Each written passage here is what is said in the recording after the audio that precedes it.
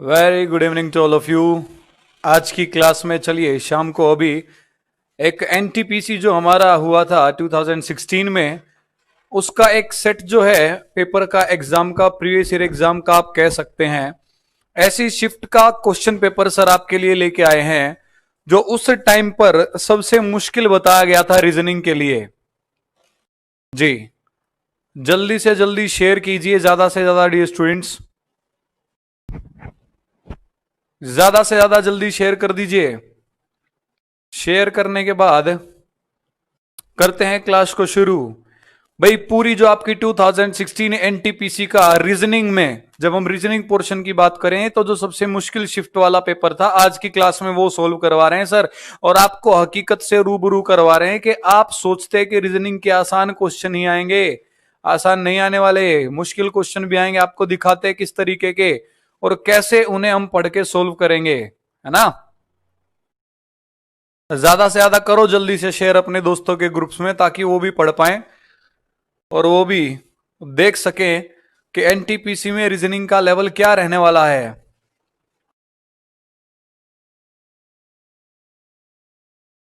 जी, share करो जल्दी, शाबाश, कीजिए शेयर, शेयर करो जल्दी, शाबाश। भाई कल और परसों मॉर्निंग में मैं क्लास नहीं ले पाऊंगा 2 दिन, इसी वजह से मैंने सोचा कि जाते जाते बच्चों में एक थोड़ा सा दिखाना जरूरी है कि रीजनिंग किस तरीके की अच्छे लेवल की हमारी आएगी, और रीजनिंग पढ़ना बेहद जरूरी है ताकि जो 2 दिन का गैप होगा उसमें आप रीजनिंग के क्वेश्चंस की अच्छे से प्रैक्टिस कर सकें। अरे आ तो गए हैं भाई, जल्दी आ जाओ, राजेश सैनी जी आ चुके हैं। आप ज्यादा से ज्यादा शेयर कीजिए जल्दी से अपने ग्रुप्स में, टेलीग्राम हो, व्हाट्सएप हो, सोशल मीडिया का कोई भी प्लेटफॉर्म क्यों ना हो। क्लास करते हैं फिर शुरू, सेंचुरी मार दो, चलो जल्दी करते हैं फिर शुरू, कोई दिक्कत नहीं है, बाकी बच्चे आते ही रहेंगे। आप ज्यादा से ज्यादा बस शेयर कर दीजिए, लाइक कीजिए। चलिए भाई सर, प्लीज डिस्प्ले पर क्वेश्चन पेश किया जाए। आप आपके सामने देख पा रहे हैं क्वेश्चन। क्वेश्चन जो बन के आया उसमें कहा गया है, पूछा गया है क्या आपसे, जी, find the odd one out. आपको असंगत जोड़ी बतानी है। आपके सामने जो क्वेश्चन है, क्वेश्चन आप देख सकते हैं, जल्दी से देख के बताइए भाई ऐसा कौन सा पेयर है जो सबसे अलग है, सबसे हटके, सबसे जुदा है। बताइए जल्दी।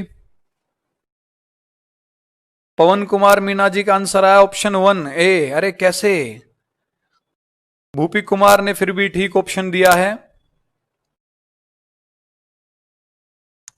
ऑप्शन सी ज्यादातर स्टूडेंट्स का आ रहा है, बहुत बेहतरीन, शाबाश। देख लेते हैं डियर स्टूडेंट्स, ध्यान दीजिएगा। सर एक बार क्वेश्चन को एडजस्ट कीजिए। देखिए, आप देख सकते हैं कि सर यहां सबसे पहले जो लिखा हुआ है वो लिखा हुआ है डियर स्टूडेंट्स क्या, नाइट्रोजन और एयर, नाइट्रोजन और हवा। आप कह सकते हैं सर क्या नाइट्रोजन जो है वो हमारी पाई जाती है, मिलती है हमें कहां, एयर में। तो आप कहेंगे सर हवा में क्या मिलता है, नाइट्रोजन। तो ये पेयर बन रहा है हमारा। दूसरा पेयर आपका क्या है, हाइड्रोजन है और वाटर है। अरे एक बात बताओ, क्या पानी में, वाटर में हाइड्रोजन नहीं होती है क्या। सर बिल्कुल होती है। वाटर का फार्मूला क्या होता है, केमिकल फार्मूला आपका H2O। तो वाटर में क्या होता है, हाइड्रोजन होती है। ऐसे ही हवा में क्या होता है, नाइट्रोजन पाई जाती है। हवा क्या है, एक नंबर ऑफ गैसेस का ग्रुप है, बहुत सारी गैसेस में होती है जिसमें नाइट्रोजन भी मिलती है। ऐसे ही पानी में हाइड्रोजन भी मिलता है। अब आप सी ऑप्शन की बात करेंगे तो सी ऑप्शन में आप देख सकते हैं, आपके सामने लिखा है यूरेनियम एंड कॉइन्स।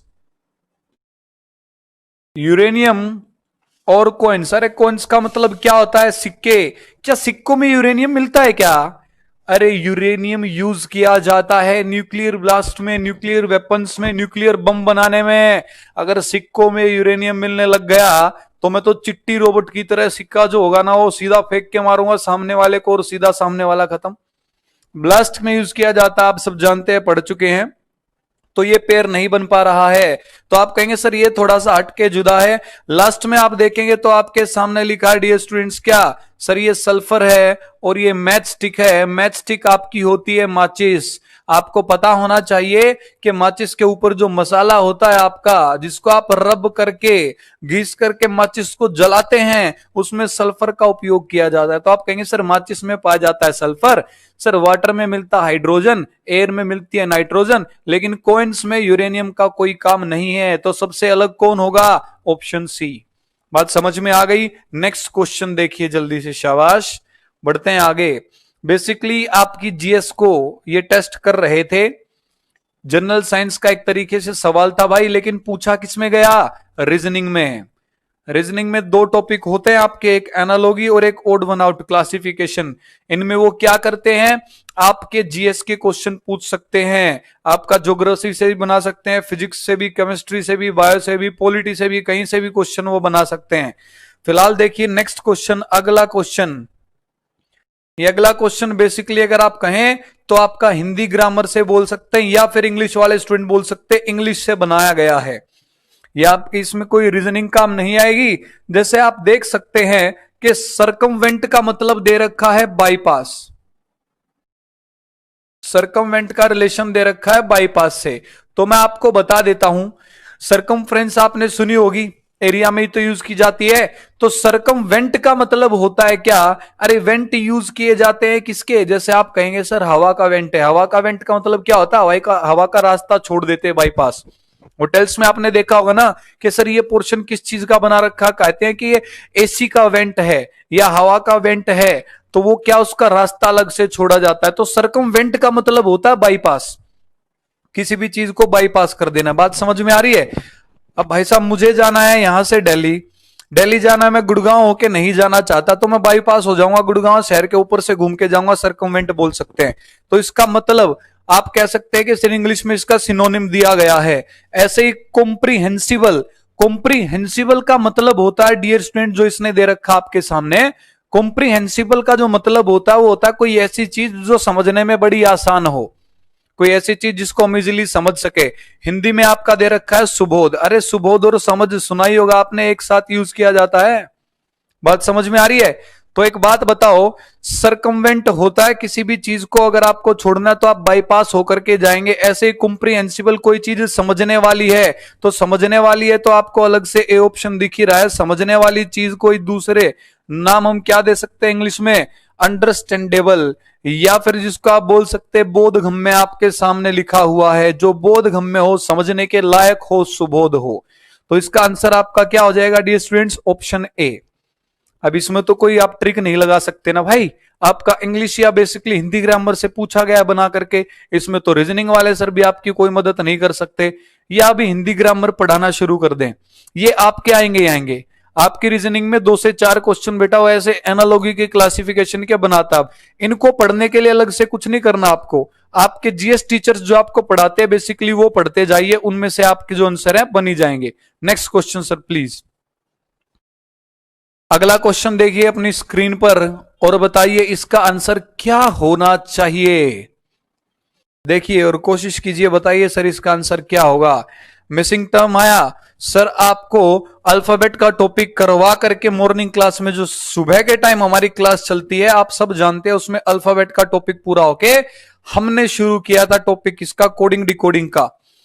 तो ठीक है, मैंने आपको पहले बताया था कोडिंग डिकोडिंग में भी काम आएगा अल्फाबेट वाला टॉपिक, और अल्फाबेट सीरीज में भी। सीरीज देखो जल्दी से क्या है सर? FHJ, इसके बाद KMO, इसके बाद PR और T। नेक्स्ट आपको बताना है, मैं आपको तरीका बताऊंगा कि आपको पेपर में कैसे जल्दी आगे बढ़ना है। बात समझ पा रहे हो भी? एग्जाम में आपको बाकी स्टूडेंट से जल्दी आंसर कैसे देना है, एक बार वो बातचीत हम करेंगे। UVW और लास्ट ऑप्शन आपका UW एंड Y। आपको सर ने बताया था कि नंबरिंग याद करना बेहद जरूरी है। जिस बच्चे को नंबरिंग याद होगी वो कहेगा अलग अलग पेरा, सर ये 6, ये 11 और ये 16, सर कितना जोड़ा है? आप कहेंगे 5, तो आगे भी 5 जुड़ेगा, 16 और 5 21, 21 पर कौन होता है? U। आपने देखा तुरंत U, सर U तो सम्मय है, स्टार्टिंग में सम्मय क्या है? U। तो इसका मतलब अभी तो 4 ऑप्शन आ सकते हैं। अब मैं क्या करूं भाई? लास्ट वाला और देख लो। आपको मैंने बताया था एक छोटा सा शब्द काम आता है आपके अल्फाबेट में, इजोटी।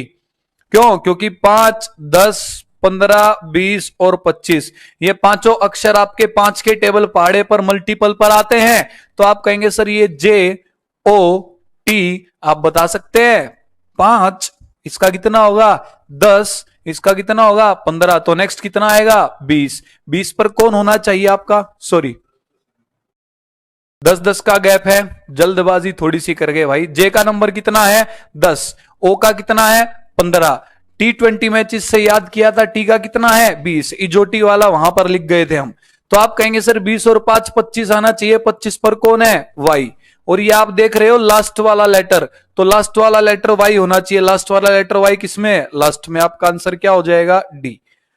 और आपको मैं बता देता हूं जल्दी कैसे होगा डियर स्टूडेंट्स, ये जल्दी तब होगा जब आपको ये नंबरिंग भी लिखनी ना पड़े, बात समझ पा रहे हो, नंबरिंग भी किस तरीके से ना लिखनी पड़े, देखना जरा ध्यान से भाई। अगर मुझे नंबरिंग ऑन टिप्स याद है ना, जैसे प्रिंट करवाने से पहले जब मैंने देखा आपके इस क्वेश्चन को, तो मैंने क्या तरीका अपनाया, मैंने स्टार्टिंग वाले देखे, मुझे यहां पर ये ABCD नजर नहीं आए, मुझे यहां पर नंबरिंग नजर आई सीधी, ये सर 6 11, 6 और 5 11, 11 और 5 16, 16 और 5 21 पर यू, आगे मेरे को नजर आया 8, 8 और 5 13, 13 5 18, 18 और 5 23 पर सर डब्ल्यू, सर 10, 10 और 5 15, 15 और 5 20, 20 और 5 25 पर वाई। बात समझ पा रहे हो भाई, जिस बच्चे को ऑन टिप्स नंबरिंग याद होगी ना, उसे नंबरिंग लिख के टाइम वेस्ट करने की जरूरत नहीं पड़ेगी, उसे इनमें सीधे नंबर ही नजर आएंगे।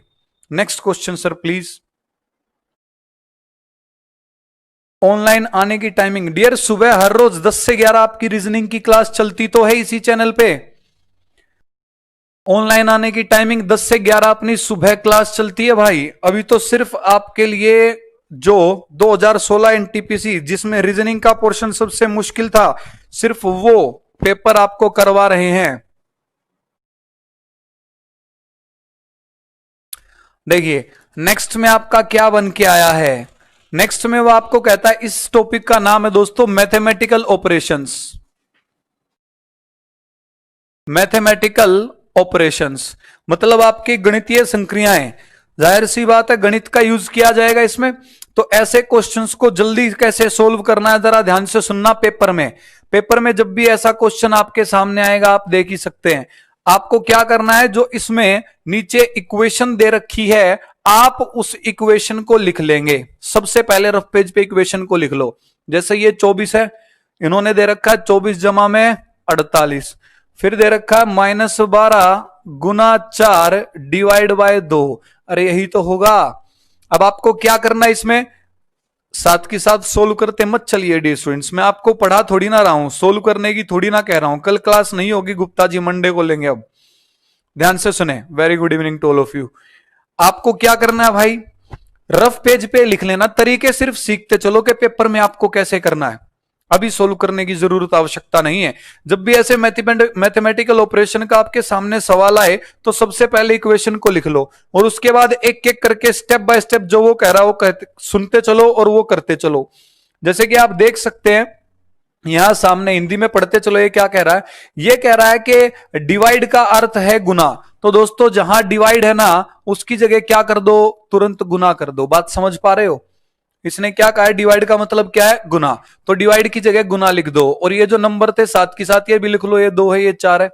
अब आगे बढ़ो, स्टेप बाय स्टेप चलना है। इसके बाद आपको क्या कहता है कि प्लस का अर्थ है माइनस, भाई प्लस को क्या बनाना है माइनस, तो प्लस की जगह माइनस आ जाएगा, सर इसको बदलेंगे यहां, ये 24 यूं का यूं 48 यूं का यूं। फिर आगे पढ़ो क्या कह रहा है, वो आपको कह रहा है कि गुणा का अर्थ है प्लस, गुणा का अर्थ जब प्लस आ गया तो गुणा का अर्थ प्लस, यहां प्लस आ गया और ये कौन आ गया 12, और लास्ट में क्या है माइनस का अर्थ डिवाइड, तो ये माइनस की जगह आपका क्या आ गया डिवाइड।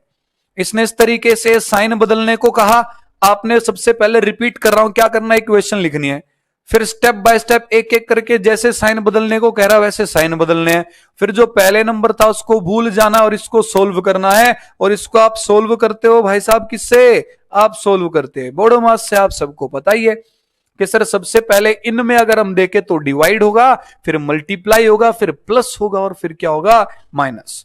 तो आप मुझे सबसे पहले क्या करेंगे, आप डिवाइड करेंगे, तो सर 24 माइनस डिवाइड का साइन आया, अरे 48 को 12 से भाग करूंगा कितना आएगा 4, यहां तक क्लियर है। अब इसकी जगह 48 को 12 से भाग किया, 4 बन चुका है, प्लस करके फिर 4 है, और ये गुणा में कितना है 2, तो डिवाइड के बाद गुणा ही तो होता है, तो यहां पे प्लस का साइन आ चुका है, सीधा आप गुना करो, 4 दूनी इसकी जगह कितना लिख सकता हूं 8।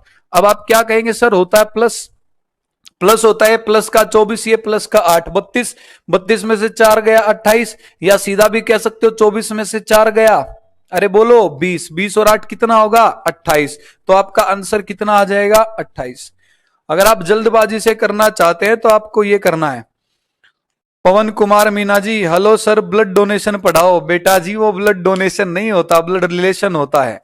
पढ़ाएंगे, ब्लड रिलेशन भी पढ़ाएंगे, सुबह 10 बजे आया करो रेगुलरली, उसमें होंगे सारे topic. Next question sir please. अगला क्वेश्चन देखिए और सोल्व कीजिए, या सोल्व मत कीजिए, चलो सर ही करवा देंगे। भाई वो ब्लड डोनेशन नहीं होता, ब्लड रिलेशन होता है पवन कुमार। नेक्स्ट क्लास मंडे को होगी सुबह 10 बजे। आप सब देख पा रहे हैं सामने आपका क्वेश्चन आ गया है कोडिंग डिकोडिंग का। भाई आपको मैं बता देता हूं, ज्यादातर शिफ्ट तो ऐसी थी आपकी एनटीपीसी की जिसमें लेटर कोडिंग आई थी, लेकिन एक दो शिफ्ट ऐसी भी थी जिसमें पेपर को थोड़ा मुश्किल बना के रीजनिंग में ज्यादा टाइम लगवाया गया बच्चों का। तो जो सबसे रीजनिंग का मुश्किल क्वेश्चन था, मतलब मुश्किल शिफ्ट जो थी जिसमें रीजनिंग सबसे मुश्किल आई, वो शिफ्ट का आपका सेकंड पेपर उठा रखा है 19 अप्रैल वाला जी। तो आप क्या करेंगे, देखो जब मुश्किल सोल्व करना आ गया तो हमें कॉन्फिडेंस मिलता है कि अब तो आसान हम कर ही लेंगे। तो देखिए जरा, और आप देख सकते हैं कि क्वेश्चन कैसे कैसे हैं, ये नहीं है कि बिल्कुल सेकंडों के हिसाब से किया और चले। तो ज्यादा आपको और कॉन्फिडेंट नहीं होना है, रीजनिंग को भी अच्छे से पढ़ना है। ये कह रहा है गॉड इज फेयर, इसने इसको क्या लिखा है, इसने लिखा है जी सी फा, जी सी फा। फिर कहता है हु इज गॉड,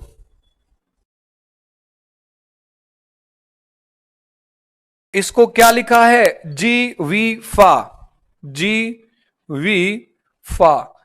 फिर यू आर गुड को लिखता है ये, और यू आर गुड को क्या लिखता है, यू आर गुड को लिखता है नी ली फा, नी ली फा। अब आपसे प्रश्न पूछेगा, आपसे प्रश्न पूछेगा कि भाई साहब आपको यह बताना है कि इसका कोड क्या है। आपको किसका कोड बताना है, इसका। कोडिंग डिकोडिंग आज सुबह 10 बजे आपकी शुरू हो ही चुकी थी, जिसमें सिर्फ पहली टाइप आप थोड़ी पढ़ रहे थे। कुछ स्टूडेंट्स का आंसर आ रहा है बेहतरीन, देखते हैं अभी ठीक है या नहीं। तो भाई आपने क्या किया था, सिर्फ लेटर कोडिंग देखी थी। कोडिंग डिकोडिंग में सबसे लास्ट में सर आपको पढ़ाएंगे मैसेज वर्ड कोडिंग। आपको क्या पढ़ाएंगे, मैसेज वर्ड कोडिंग, उसका हिस्सा है ये। और इस शिफ्ट में मैसेज वर्ड कोडिंग के 3 से 4 क्वेश्चन दिए गए थे। देखते चलिए मेरे साथ क्या करना है, आपको इज के लिए बताना है। अरे सबसे पहले ये देखो इज कॉमन कहां कहां आ रहा है। आप कहेंगे सर इज जो है, एक तो वो हमारा पहले सेंटेंस पहले वाक्य में आया और एक दूसरे में आया। तो मुझे देख के बताओ जल्दी से कि सर पहले और दूसरे में कितने शब्द आपके कॉमन है। तो आप कहेंगे पहले और दूसरे में सर हमारे 2 शब्द कॉमन है, God is and God is. तो इधर भी आपके कोई ना कोई 2 चीज कॉमन मिलेंगी, और वो 2 चीज कॉमन क्या है, आप कहेंगे जी फा, जी फा। बात समझ में आ गई। लेकिन हमें तो सिर्फ किसका बताना है, इसका। क्या इसमें इज है, आप कहेंगे सर नहीं है। तो जल्दी से देख के बताओ दूसरे और तीसरे में कितनी चीज कॉमन है। सर एक ही चीज कॉमन है, वो कौन है, गुड। अरे कॉमन है या नहीं है, जी हाँ। तो इस तरफ भी एक ही चीज कॉमन होगी, वो कौन कॉमन है, फा। तो आप कह सकते हैं कि सर गुड इन तीनों में आया, फा भी इन तीनों में आया, तो गुड का कोड तो फा हो गया। अब गुड का कोड फा हो गया तो बता दो इसका क्या बचा, जी। तो इसका मतलब इसका कोड क्या हो जाएगा, जी। बात समझ में आ रही है। तो ये हम पढ़ेंगे अपनी कोडिंग डिकोडिंग में, अपनी last type message word coding. और इस शिफ्ट में दोस्तों इसके आए हुए थे 3 से 4 क्वेश्चन। नेक्स्ट सर प्लीज, अगला क्वेश्चन देखिए, अब सोल्व कीजिए उसे। सर बता ही रहे हैं साथ के साथ।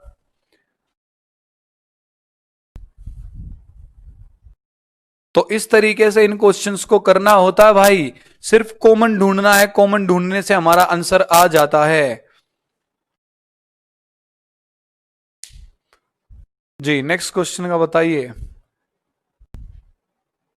हाँ हाँ कोशिश कीजिए। पवन कुमार जी देखिए, आप कह रहे थे ब्लड डोनेशन, हम आपके लिए ले आए हैं एक क्वेश्चन। ब्लड डोनेशन नहीं होता भाई, वो ब्लड रिलेशन होता है। जल्दी से कमेंट में लिख के बताओ, आप समझ गया नहीं? लिखो कि सर हाँ मैं समझ गया ब्लड रिलेशन।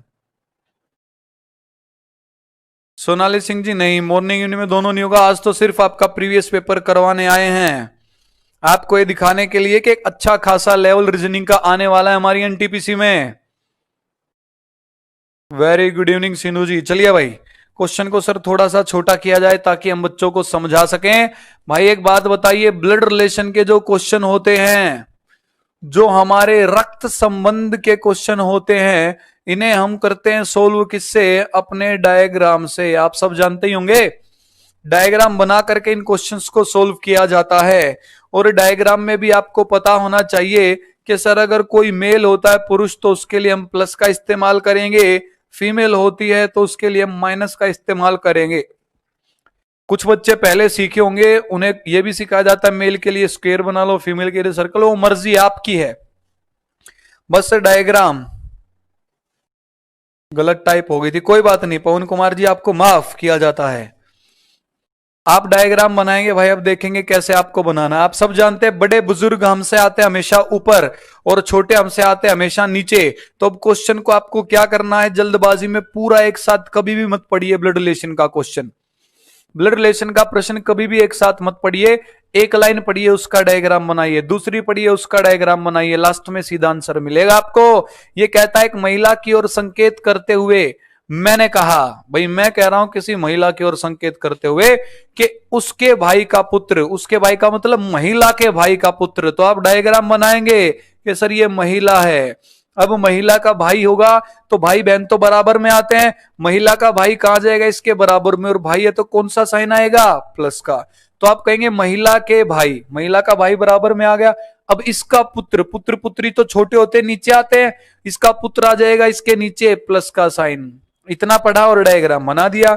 वो कह रहा है कि महिला के भाई का एकमात्र पुत्र, एक ही पुत्र है भाई, महिला का भाई बराबर में आ गया। अब इसके भाई का पुत्र नीचे आ गया। अब कहता क्या आगे कि ये एकमात्र पुत्र जो है, मतलब लड़का एक ही है, बहन इसकी कितनी भी हो सकती है। ये क्या है?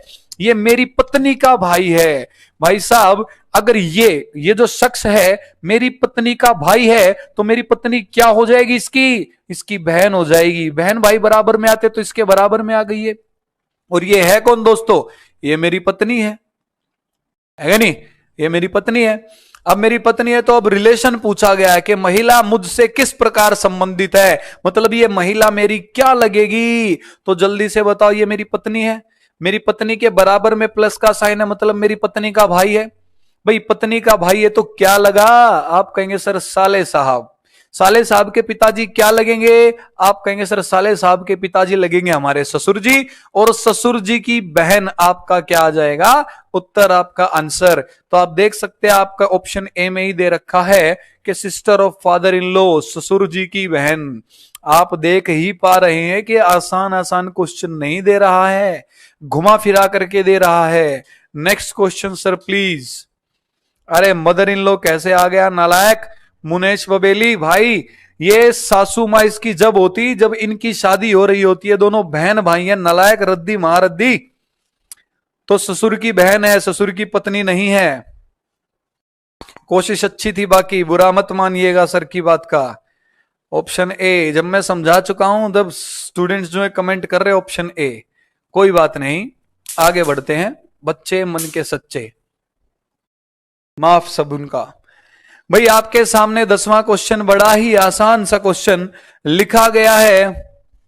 अवलंचे आइस, वोल्केनो का संबंध किससे होगा? आप जानते ही हैं कि हिमस्खलन में आपको बर्फ मिलती है, बर्फ वहां से निकलती है। हिमस्खलन जब भी होता है तो बर्फ ही तो गिरती है, ढहती है। ऐसे ही जब ज्वालामुखी फटता है तो ज्वालामुखी फटने से रेत बाहर निकल के आता है क्या? आप सब जानते हैं कि सर ज्वालामुखी फटने से बाहर आता है क्या? लावा। तो इसका आंसर क्या हो जाएगा? Option A. बात समझ में आ गई? Next question. भाई बीच बीच में ऐसे आसान आसान प्रश्न तो आते ही हैं। लेकिन साथ के साथ देखो अच्छे अच्छे क्वेश्चन भी आ रहे हैं, और मेरे साथ बने रहिए, जुड़े रहिए। जो स्टूडेंट्स ध्यान से इन क्वेश्चंस को देख रहे हैं ना, अभी उनको अंत में जाके पता लगेगा कि एनटीपीसी को हल्का समझने वाले जो स्टूडेंट्स है, जो रीजनिंग को कम पढ़ेंगे, वो सारे के सारे अब की बार एनटीपीसी में फेल होंगे। आज ये बात आपको, तारीख लिख लीजिए, आज क्या तारीख है मैं आपको बता रहा हूं अभी। बात समझ पा रहे हो आप जी? इसका आंसर बताइए अब क्या है। लास्ट के 4-5 क्वेश्चन देखना कितने बेहतरीन बेहतरीन दे रखे हैं, जो आपको ना तो कहीं पढ़ाए जाते ना आप कहीं पढ़ते। पेपर में जब बैठते आपको लगता है ठीक आंसर है, लेकिन होता गलत है। सीरीज का क्वेश्चन आपके सामने आ चुका है। तो इस सीरीज के क्वेश्चन के लिए आपको 15 सेकंड दी थी सर ने बातों ही बातों में। अब मैं सोल्व करता हूं। 4, 16, 6, 36, 9, 81। नेक्स्ट बताना है। अब इसका आंसर बताना भाई। बहुत बढ़िया, बेहतरीन। ज्यादातर बच्चों का बिल्कुल सही जवाब नहीं, कुछ एक नालायकों का गलत भी है। भाई दो जवाब आ रहे हैं, या तो सर 10 है या 13 है। कुछ बच्चे 10 कह रहे हैं, कुछ 13। ध्यान से देखिए, गौर से देखिए इस क्वेश्चन को। आप कहेंगे सर 4 का स्क्वायर 16, सर 6 का स्क्वायर 36, सर 9 का स्क्वायर कितना 81। भाई यहां तक तो बात आपकी ठीक है। 4 का 16, 6 का 36, 9 का कितना है 81। सर ये जो बड़े नंबर है ना, ये बड़े नंबर तो सर ये इनके तुरंत पहले जो छोटे नंबर है इन्हीं से आ रहे हैं। मतलब सीरीज को आगे बनाने के लिए अपने को क्या चाहिए, छोटा नंबर। छोटे नंबर निकालो सर 4, उसके बाद क्या है 6, उसके बाद क्या है 9। कैसे सीरीज बनी सर, ये 2 जोड़ा, यहां पर ये 3 जोड़ा, अरे अब कितना जोड़ेगा 4, तो 9 और 4 कितना आ जाएगा 13। तो जो इसका सही जवाब था डियर स्टूडेंट्स, वो आपका क्या था 13, 13। शाबाश, ज्यादातर बच्चों का ठीक था। ऐप का नाम और सारी चीज मेरे भाई आपको सब कुछ बता देंगे, टेंशन मत लीजिए। अभी सिर्फ पढ़ने में ध्यान लगाइए। Next question sir please.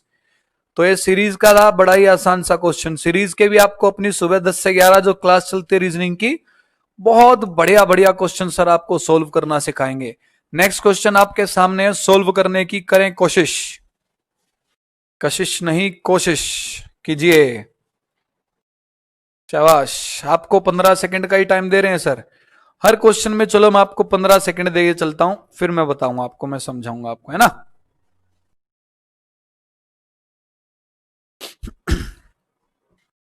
बहुत बेहतरीन, बहुत प्यारा सा क्वेश्चन है। आप अपनी तरफ से सोल्व करने की कोशिश कीजिए, फिर सर आपको बताएंगे सीधी ट्रिक कि कैसे इन प्रश्नों को सेकंडों के हिसाब से आपको करना है सोल्व।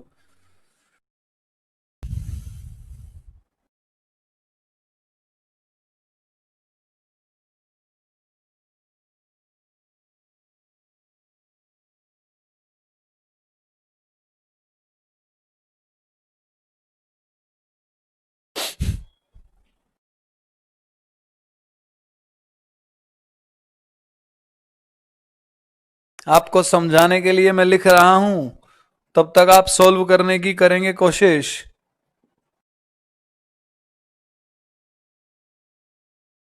जी आपके सामने आप देख ही सकते हैं, मैंने आपको तकरीबन 25 सेकंड का वक्त दे दिया है। जिन स्टूडेंट्स का आंसर आ चुका है, बड़ी बेहद बढ़िया बात है। अब आगे देखिए जी, बहुत बढ़िया, बेहतरीन। देखो अब ऐसे क्वेश्चन आपके जब भी आए, कहता है कि भाई साहब यहां जो हमने हैश हैश हैश लगाया है, इस हैश की जगह हमें कोई भी साइन लगाइए, प्लस माइनस या जो भी है, ताकि हमारी ये जो इक्वेशन है ना, ये क्या हो जाए, ये सर बैलेंस हो जाए। ये आपको सवाल में दिया गया है। तो मतलब इस हैश को बदल के प्लस माइनस बराबर को एडजस्ट करना, कौन कहां आएगा नहीं पता। जब आप पेपर में बैठोगे तो बच्चे ज्यादातर ऑप्शन पुट करके देखते, ऑप्शन पुट करके मत देखो। सबसे पहले देख लो कहीं डिवाइड भी है, सर डिवाइड दे रखा है लगभग सभी में। अब डिवाइड दे रखा है ना, तो सबसे पहला काम क्या करो, आप ये करो, ये देख लो कि इनमें से कौन सा नंबर किससे डिवाइड हो रहा है पूर्ण रूप से, पूरा पूरा। क्या 36 30 से भाग हो जाएगा पूरा, नहीं, पॉइंटों में आएगा। 31 36 से भाग हो जाएगा, नहीं, पॉइंटों में आएगा। अरे क्या 186 31 से पूरा भाग होता है? आप कहेंगे सर बिल्कुल होता है, क्योंकि 31 गुणा 6 कितना होता है 186। ये पूर्ण रूप से भाग हो रहा है, तो भाग का चिन्ह आ रहा है सबसे पहले। ये देख लो किस ऑप्शन में सबसे पहले है। आप कहेंगे सर किसमें ऑप्शन है डी में, आपका आंसर क्या हो जाएगा ऑप्शन डी, बात खत्म। तो आपको ऐसे क्वेश्चंस में क्या करना है सबसे पहले डियर स्टूडेंट्स, हाँ जी, सबसे पहले आपको क्या करना है, डिवाइड देखना है, कहां पर डिवाइड आपका सेट हो रहा है, कौन सा नंबर किससे विभाजित हो रहा है। समझ में आगे बात। अब इसको पुट करके देख लो, बेशक आप, आपकी मर्जी है, आपकी इच्छा है।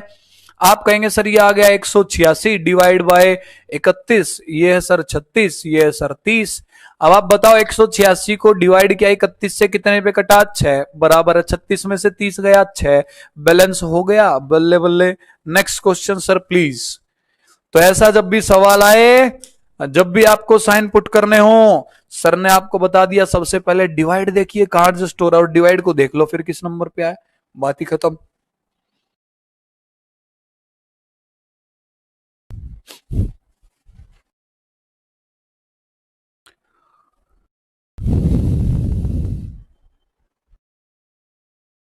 दस सेकंड और दे रहे हैं आपके सामने, जो क्वेश्चन है उस क्वेश्चन को सोल्व करने के लिए।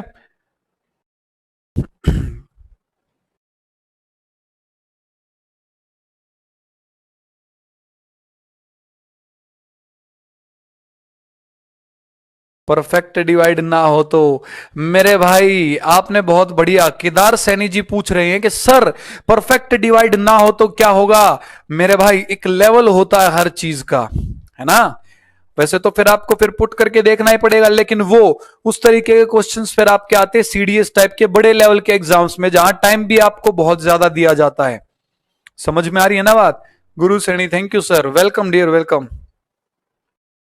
टेंशन मत लीजिए भाई, ऐसे ही कोई बात थोड़ी ना हवा में बना के बता देंगे आपको। जब आप बैठोगे पेपर में और इस तरीके से सोल्व करोगे, बाहर मुस्कुराता हुआ चेहरा लेके आओगे और तुरंत सर के पास फोन करोगे, सर जैसे बताया था वैसे ही किया, और सेकंडों के हिसाब से आंसर आ रहे थे।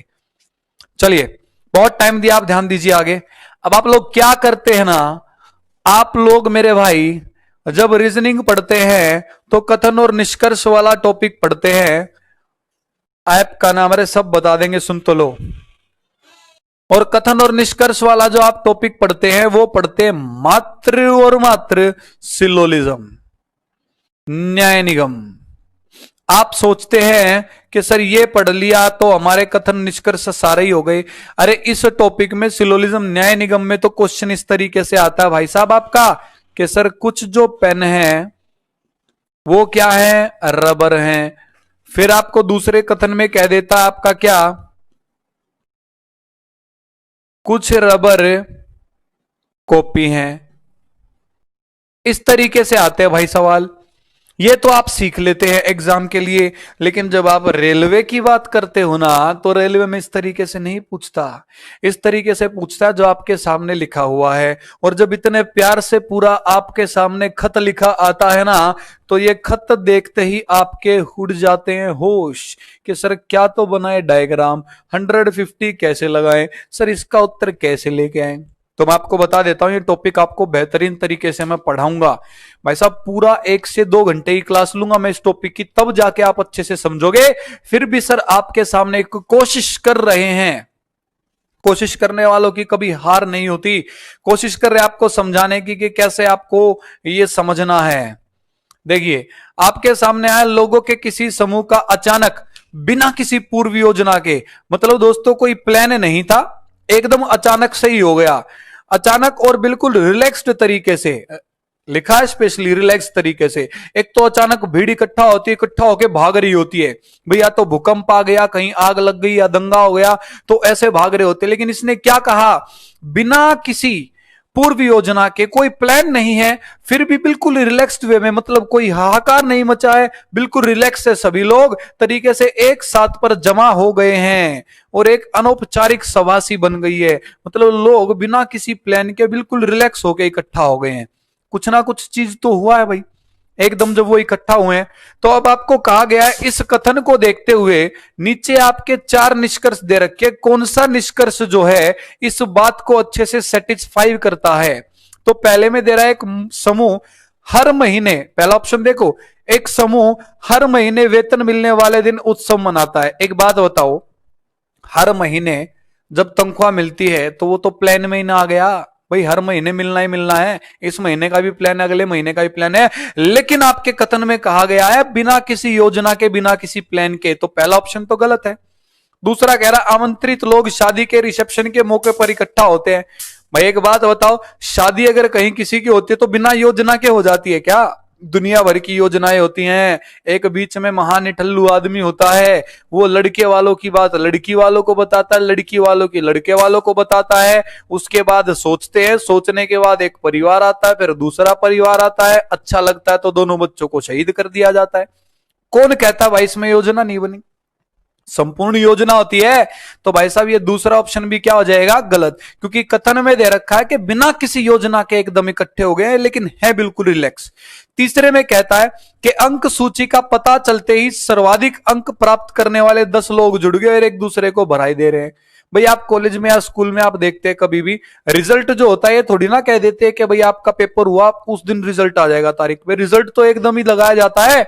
तो आप सोचिए, आप आराम से बैठे थे, एकदम आपको पता लगा कि रिजल्ट बोर्ड पे लगा दिया है, तो बच्चे एकदम भागते हुए गए, इकट्ठा हो गए, इकट्ठा हुए वो रिजल्ट देख रहे हैं। क्या कहीं हाहाकार मचेगा? रिलैक्स मूड में तो देखेंगे। अब एक दो महारत दी ऐसा होगा, हाय राम फेल हो गया, वो ऐसा नहीं करेगा। वहां पर रद्दी को पता है मैं फेल होना हूं, तो वो भी रिलैक्स ही रहेगा, बस जाके दे अच्छा फेल, पता ही था मेरे को तो फेल होना, छोड़ना यार, चल ठंडा पीते अगले पेपर में देखेंगे, है कि नहीं?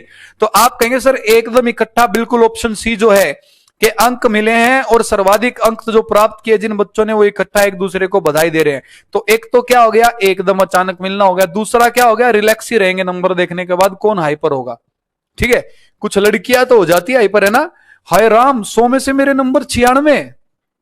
अरे होता है नहीं होता है, 100 में से 96, मैंने तो सोचा था पूरे पूरे आएंगे, 4 नंबर कैसे कट गए? लेकिन हाहाकार फिर भी नहीं मचता है। चलो, तो ऑप्शन सी हमें सुटेबल लग रहा है, डी अभी देखना बचा है।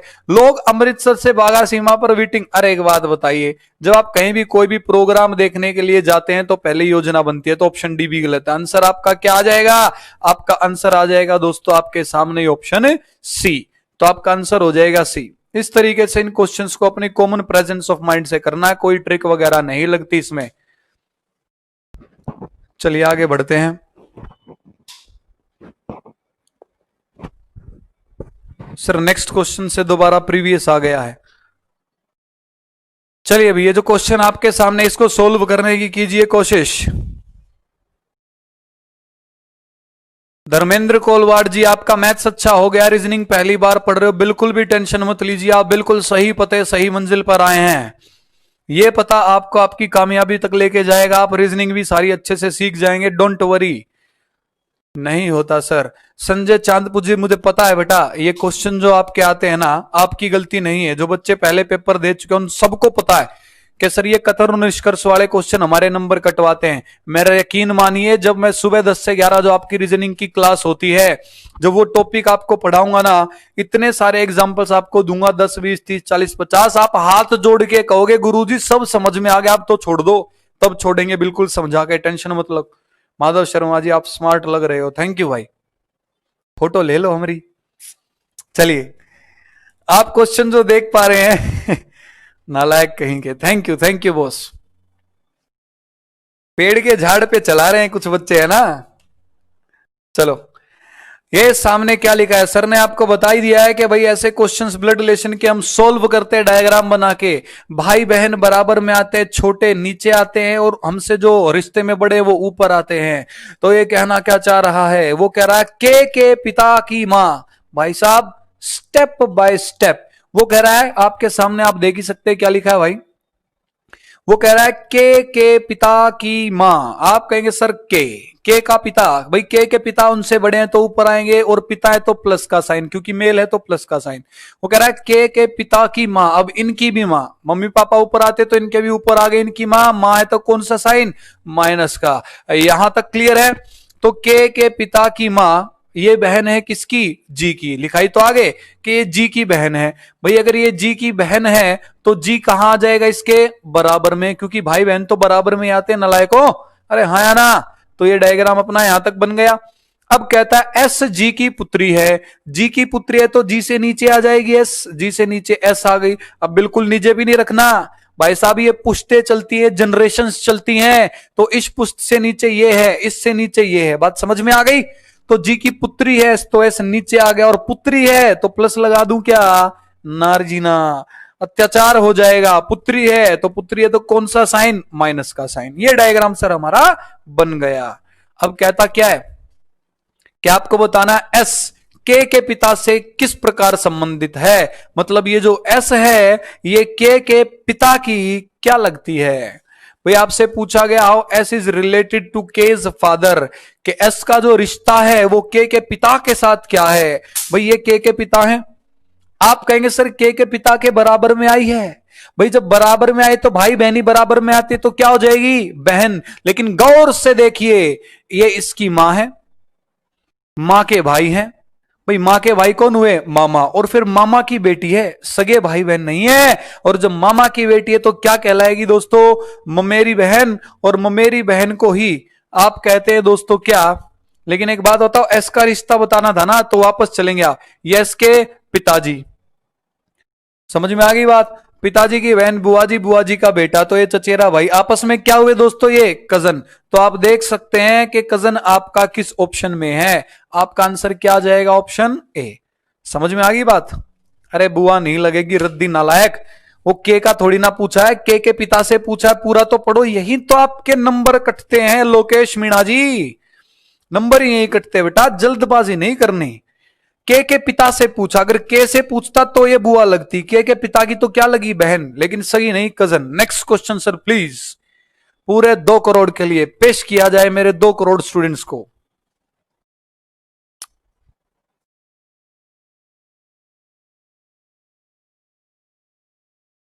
शुरू से हरेंद्र सर से पढ़ रहा हूं, आप आ गए हो तो मजा आ गया। अरे Subhash Chandra ji thank you, thank you boss, thank you. Tension मत लीजिए। हरेंद्र सर और हमारे बीच में थोड़ी सी जुदाई का वक्त आया था बीच में 2-3 साल का, लेकिन आप टेंशन मत लीजिए। हमारा भर्त मिलाप हो चुका है, हम बड़े भाई के साथ आ चुके हैं। हाँ तो कोई बात नहीं बेटा, जेंडर डिसाइड नहीं है जी का, तभी तो कजन आया। आपकी ममेरी बहन हो, फुफेरी बहन हो, मौसेरी बहन हो, कोई भी क्यों ना हो, उसको इंग्लिश में कजन ही कहते हैं। विनोद सर समझ में आ गया, द विनोद, ठीक है ना बेटा। जी का बेशक जेंडर ना हो, ममेरी फुफेरी चचेरी जो भी लगेगी कहलाएगी तो कजन। इस क्वेश्चन को देखते हैं, सर समझा चुके उसके बावजूद भी। चलो ये तो क्वेश्चन समझाया है, फिर भी चलते हैं। अरे अशप्रीत सिंह 204 है बस, नलायक हो तुम। 204 तो बेशक देख रहे, लेकिन तुम 204 ये सोचिए, तुम 200 को सर 2 करोड़ के बराबर मान रहे हैं। मैं तुम्हें इतनी बड़ी स्ट्रेंथ मान रहा हूं, तुम अपनी बेइज्जती क्यों करवा रहे हो भाई। और ये कमी आपकी है, मेरी नहीं। सर अपनी तरफ से बेस्ट पढ़ा रहे हैं, आप सिर्फ कंजूस। आप सर का साथ देना नहीं चाह रहे, एक तरफा प्यार चल रहा है यहाँ। बेवफाई है आपकी तरफ से, आप शेयर करते ही नहीं है वीडियो को, बड़ी गलत बात है। फिलहाल क्वेश्चन पे आइए। 329 को कह रहा है यू आर बैड, अपनी बेइज्जती खुद ही कर रहे हैं। क्या कह रहा है इसको, इसको कह रहा है यू आर बैड। हाँ देखो क्वेश्चन भी ऐसा आ गया, क्वेश्चन भी आपको कह रहा है यू आर बैड, के आप बड़े गंदे हैं। फिर कह रहा है 419 को बैड इज गुड। बड़ी गलत बात है भाई, आप लोग जब शेयर नहीं करते ना वीडियो तो बिल्कुल अच्छा नहीं लगता। ऐसा महसूस होता है कि आज तो एनटीपीसी का पेपर सोल्व करा रहे, आगे से सोल्व कराने की जरूरत ही नहीं, पढ़ते नहीं बच्चे, शेयर ही नहीं करते एक दूसरे के साथ। टीचर को भी तभी मजा आता है जब बच्चे ज्यादा हो पढ़ने वाले, बच्चों का खूब सारा प्यार मिले।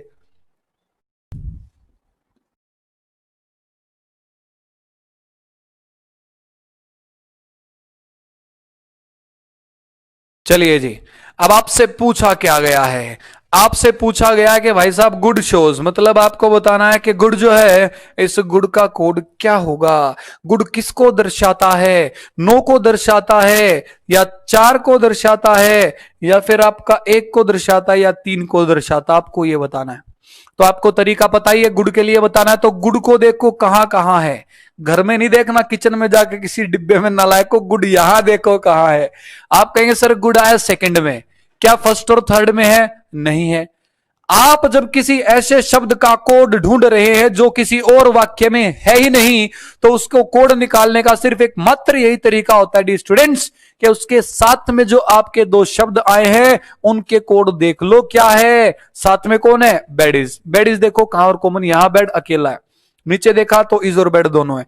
तो आप देखिए यहां भी इज और बेड, यहां भी इज और बेड, दो शब्द कॉमन है तो कोड भी दो कॉमन होंगे ही होंगे। दो चीज कौन सी कॉमन है, एक और नो, यहां भी एक और नो। तो अब आपको पता लग गया, सामने ही देखना होता है कि सर बेड और इसका कोड तो क्या गया, एक और नो। अरे तो खुद ही बता दो नलायकों, गुड के लिए क्या कोड बच गया, 4। तो आपका सही आंसर क्या हो जाएगा, 4। Next question sir please. जी हाँ बेहतरीन, 4। सर मैंने शेयर कर दिया है तो लोग बोल रहे हैं कि स्टूडेंट जैसे लग रहे हैं। अच्छा मैं, कोई बात नहीं मेरे भाई, क्या आप मुझे बता सकते हैं, बहुत बढ़िया बात। आरू वर्मा जी ने कहा भाई, बताया कि सर जो हैं मैंने शेयर तो किया, लेकिन जिनको शेयर किया वो कह रहे हैं कि ये तो स्टूडेंट की तरह लग रहे हैं। उम्र का अगर दोस्तों कोई रोल होता तो शायद आज हमें आजादी ना मिलती। आप सब जानते हैं कि हमारे भगत सिंह जी जो आज हम सबके दिल में बसते हैं, उनकी क्या उम्र थी, कमेंट करके जरा बताना। क्या उम्र थी हमारे भगत सिंह जी की जब वो शहीद हुए, फांसी पे हंसते हंसते झूल गए हम सबके लिए। तो उम्र मायने नहीं रखती। 7 साल हो चुके हैं डियर पढ़ाते हुए, टेंशन मत लीजिए भाई, रोटी उसको मिलनी चाहिए जिसको उसकी भूख हो। जो बच्चा पढ़ रहा है उसको फायदा जरूर मिलेगा, वो कामयाब जरूर होगा। हम एक तरफा प्यार थोड़ी ना करते हैं, आप लोग करते हैं। लेकिन अब आपका एक कमेंट पढ़ के मैं समझ चुका आप भी पूरी मेहनत कर रहे हैं। बच्चा कह रहा है सर अगर मेरी नौकरी लग गई तो 1 महीने की पूरी सैलरी। आप कह रहे भाई रहने दो, सबसे पहली सैलरी अपने माँ बाप को देना नालायकों, सबसे पहली सैलरी। उसके बाद जो 9-10 सैलरी वो दे सकते हैं आप मुझे, है ना। मजाक था, मजाक। क्वेश्चन पे आइए।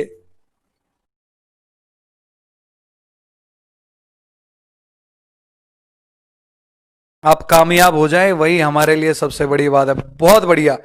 सारे अच्छे बच्चों का है कि सर जब हमारे भगत सिंह जी शहीद हुए थे उनकी उम्र थी महज 23 साल। बिल्कुल ठीक कह रहे हैं आप। और मेरी अभी उम्र है 2 साल ज्यादा, मतलब पूरे 25 साल है।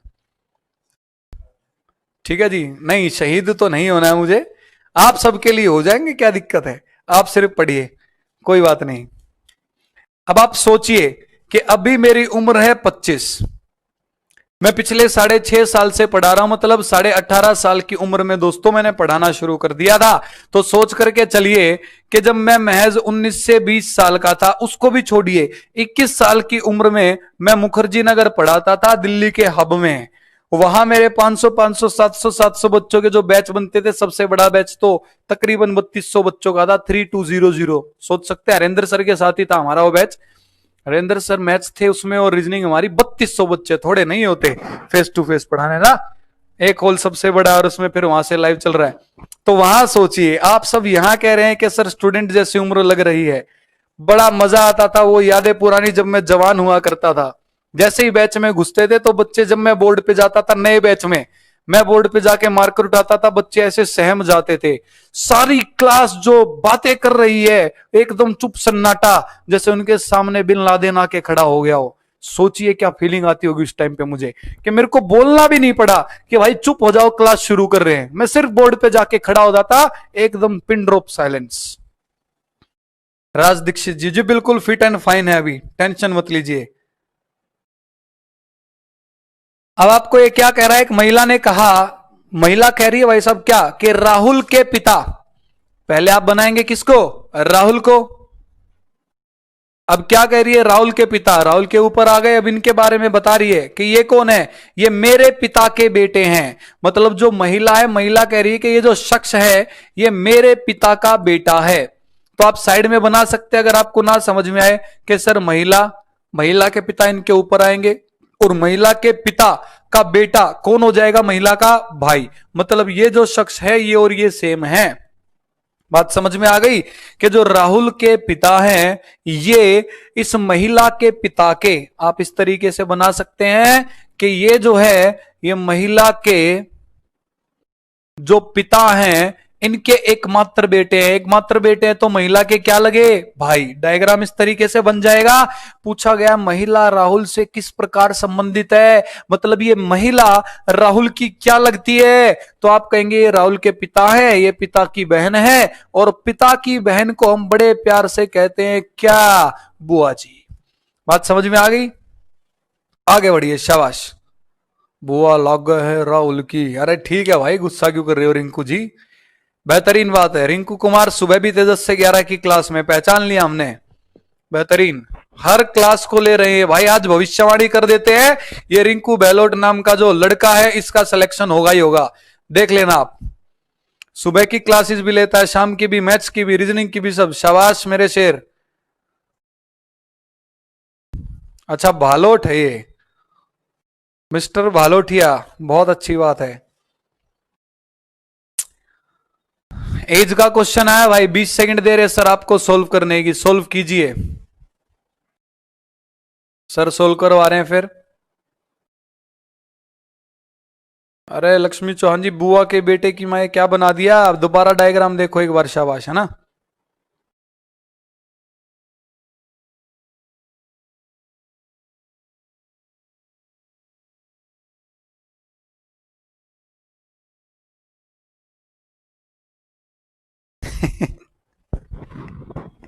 मजा आ रहा है पढ़ने में, कोई बात नहीं भाई, मजे के साथ पढ़ो। चलिए जी आगे बढ़ते हैं। ये तो क्वेश्चन एज का आया, इस एज के क्वेश्चन को देखिए। मैं आपको, देखो तरीके हैं बहुत सारे, तरीके हैं क्वेश्चन को सोल्व करने के लिए, कितने सर, बहुत सारे। लेकिन आपको हर टॉपिक में दोस्तों मैं बताऊंगा एक रामबाण। जैसे सुबह की क्लास आज जो 10 से 11 हुई, कोडिंग डिकोडिंग का टॉपिक शुरू हुआ, तो सर ने आपको एक रामबाण बताया था कि कोडिंग डिकोडिंग के लेटर लेटर कोडिंग जो सबसे ज्यादा आती है पेपरों में, उसका रामबाण क्या रहेगा, है ना। तो आपको ऐसे ही मैं बता देता हूं, एज का क्वेश्चन मैथ्स में भी आ सकता है, आपके रीजनिंग में भी।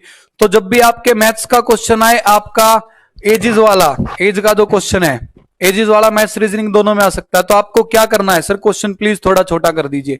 आपको तरीका यह अपनाना है कि ऐसे जो आपके 3 काल है उनको बना लो। सर वर्तमान काल, ये होता है भूतकाल, और ये आपका क्या होता है, भविष्य काल। मैं फिर रिपीट कर रहा हूं भाई, तरीके बहुत है, ऐसी ट्रिक भी है कि 10 सेकंड में, 5 सेकंड में सीधा आंसर, लेकिन सारे बच्चों को देखना है। तो सारे बच्चों को देखते हुए मैं बता रहा हूं तरीका जो आपको कभी भी धोखा नहीं देगा, आपका बिल्कुल ठीक आंसर आएगा ही आएगा। तो आपको कह रहा है 3 साल पहले माया और शिखा की आयु का अनुपात, 3 साल पहले, पहले का मतलब बात किसकी कर रहा है, भूतकाल की। और वर्तमान में और भूतकाल में कितने का गैप दिया उसने, 3 साल का। तो 3 साल पहले कह रहा आपको माया और शिखा, तो M for Maya, S for Shikha, इनकी आयु का अनुपात दे रखा है कितना, 5:9। तो आप माया के सामने 5 लिखेंगे और शिखा के सामने 9, और x साथ की साथ आप पुट कर दीजिए, x की वैल्यू निकालेंगे, आंसर आ जाएगा। तो इसको 5x मान लिया, इसको 9x मान लिया। अब आपको ये क्या कहता है, आप कहेंगे सर क्या हमें भूतकाल से आना अब वर्तमान काल में, भाई साहब 3 साल पहले की बात है, तो अब इनकी 3 साल उम्र बढ़ गई होगी। तो आप कहेंगे माया की कितनी हो जाएगी, 5x जमा में 3, और आपकी शिखा की कितनी हो जाएगी, 9x जमा में 3। बात समझ में आ गई। अब ये क्या कहता है आपको कि आफ्टर 5 years इट बिकम 3:5 कि 5 साल के बाद, 5 साल के बाद का मतलब आज के वर्तमान के 5 साल के बाद, तो 5 जुड़ जाएगा। आप 5 साल और आगे चलेंगे तो आप कहेंगे माया की हो जाएगी सर, ये 3 तो जोड़ा था, 5 और जोड़ूंगा तो कितनी होगी, 5x जमा में 8, और शिखा की कितनी हो गई, 9x जमा में 8। तो ये कह रहा 5 साल के बाद जो इनकी आयु का अनुपात है वो हो जाएगा 3:5। मतलब आप कहेंगे 5x जमा में 8 बटे में 9x जमा में 8 बराबर रख सकते हैं किसके, 3:5 है, तो 3/5 के। बात समझ में आ रही है। और यहां से आप इसको आसानी से सोल्व कर सकते हैं। तो आप कहेंगे सर 5 की गुना ऊपर करेंगे, 5 गुना 5 25x जमा में 40 बराबर है 3 गुना 9 27x जमा में 3 अठे 24।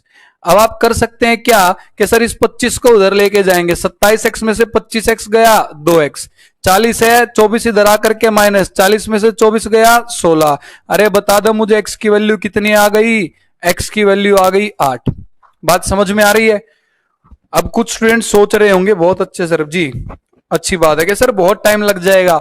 अरे नालायक को एक रामबाण तरीका बता रहा हूं कि एज का कैसा भी क्वेश्चन क्यों ना आ जाए, इस तरीके से करना, गलती नहीं होगी।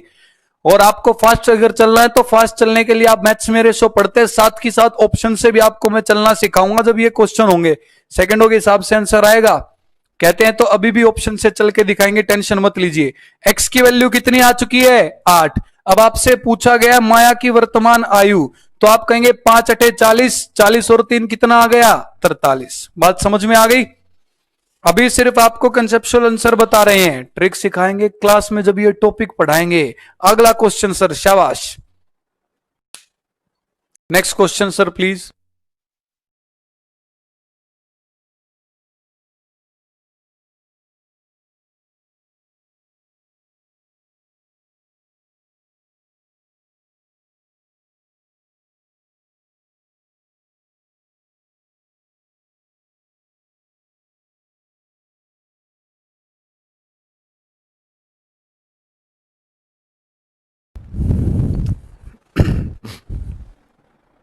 जी, अगला क्वेश्चन चलिए देखते हैं।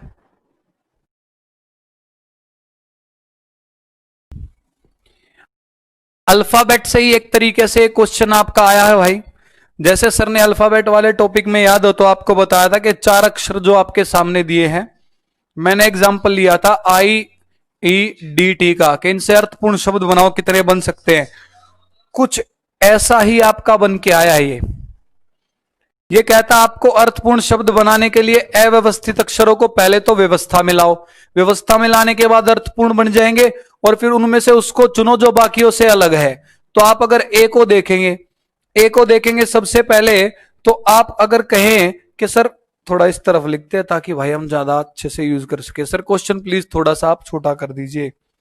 OMESU, बी में रोटिनोम, सी में कहता आपको RETIAW, डी में कहता आपको रेटनिर्प, RETNIRP। देखो, जब भी ऐसा क्वेश्चन आपके एनटीपीसी में, आपके एग्जाम में, आपकी शिफ्ट में आ जाए, तो सर ने आपको बताया था इसका शब्द बनाने की कोशिश मत किया करो, बस ध्यान से एकाग्रता के साथ देखो, इन अक्षरों को ध्यान से देखो, सिर्फ बाकियों को भूल जाओ। क्या इनको देखने से कोई अक्षर आपको मिलजुल करके अक्षर कोई शब्द बना रहे हैं? आप कहेंगे सर बिल्कुल बना रहे हैं। वो क्या बना रहे हैं? MOUSE, mouse. किसमें यूज किया जाता है?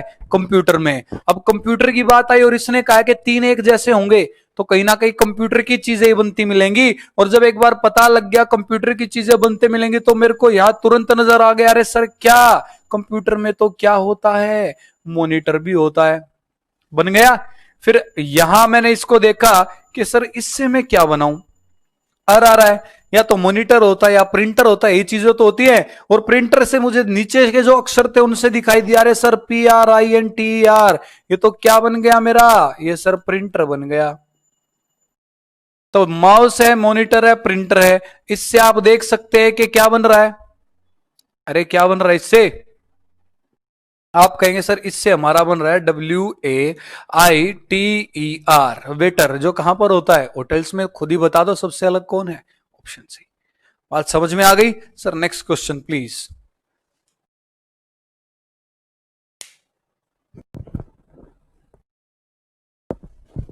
चलिए भी अगले क्वेश्चन पर आते हैं।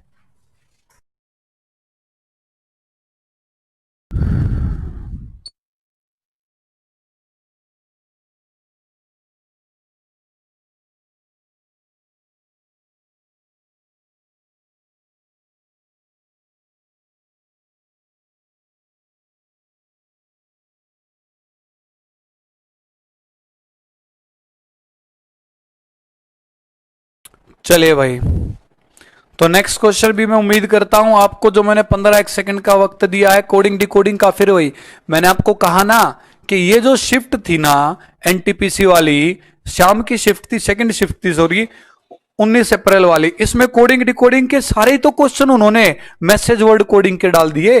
अब आपके सामने एक चौथा क्वेश्चन आ रहा है ऐसा, तो आप कहेंगे सर 324 को लिखा आर यू ऑल राइट, इसको क्या लिखता है? आर यू ऑल राइट, क्या आप बिल्कुल ठीक है? फिर 783 को लिखता है you come home, 783 you come home,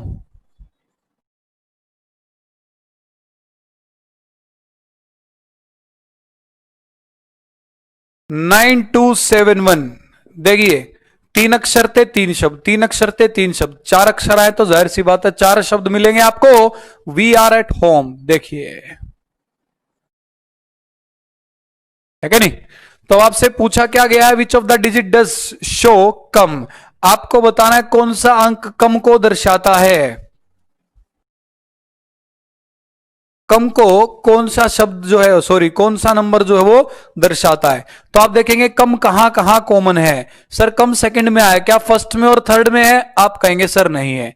जब आपका कोई ऐसा शब्द आ जाए जो कहीं और कॉमन नहीं है तो उसका कोड निकालने का तरीका सर ने बताया था कि उसके जो बाकी के पार्टनर बचे ना उनका कोड निकाल लो, उनका कोड पता लग गया तो बचा हुआ कोड किसका हो जाएगा, जिसका हमें चाहिए। तो आप कहेंगे सर मैं होम को देख रहा हूं, या यू को देख लो पहले। यू को अगर मैंने देखा तो यू आया हमारा पहले में और तीसरे में, यहां पर हमारा एक ही कॉमन आ रहा है, वो कौन है, यू। तो इधर भी देखो कोई एक ही नंबर कॉमन होगा, वो कौन है, तीन। तो आप कह सकते हैं तो सर यू का कोड तो क्या आ गया, तीन। अब होम को देखो, होम सर सेकंड में और थर्ड में, जब सेकंड और थर्ड में होम कॉमन आया तो सेकंड और थर्ड में और चीज क्या कॉमन है, सात। होम का क्या हो गया, सात। अरे खुद ही बता दो कम का कोड क्या बच गया, आठ। तो आपका आंसर क्या आ जाएगा, आठ। क्लियर है सर। Next question please. शाबाश दोस्तों, ज्यादातर बच्चों का बिल्कुल सही आंसर है, बेहतरीन। क्वेश्चन सोल्व कीजिए, आपकी स्क्रीन पे आ चुका है अगला क्वेश्चन। 15 से 20 सेकंड देते हैं आपको।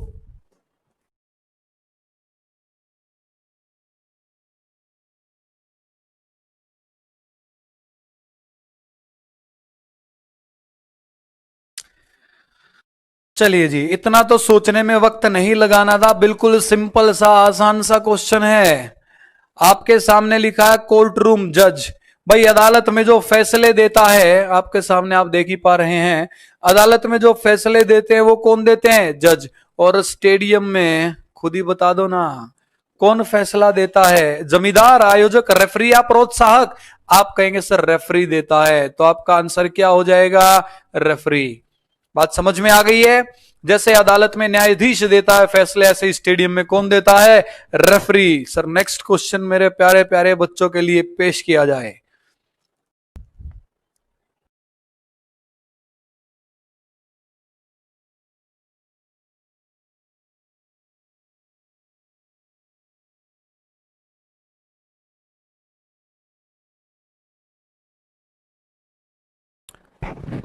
कोर्ट रूम में जैसे अदालत में न्यायाधीश देता है फैसले, ऐसे ही आपके स्टेडियम में कौन देता है, रेफरी।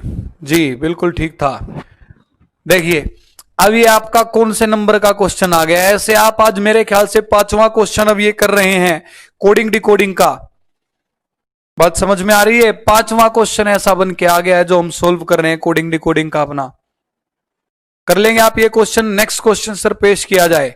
भाई चार क्वेश्चन ऐसे सर आपको करवा चुके हैं तो ये आपका होमवर्क में रहेगा, ये आपको खुद सोल्व करना है, शाबाश जी। नेक्स्ट क्वेश्चन आ चुका है, नेक्स्ट क्वेश्चन को सोल्व कीजिए, वेरी गुड।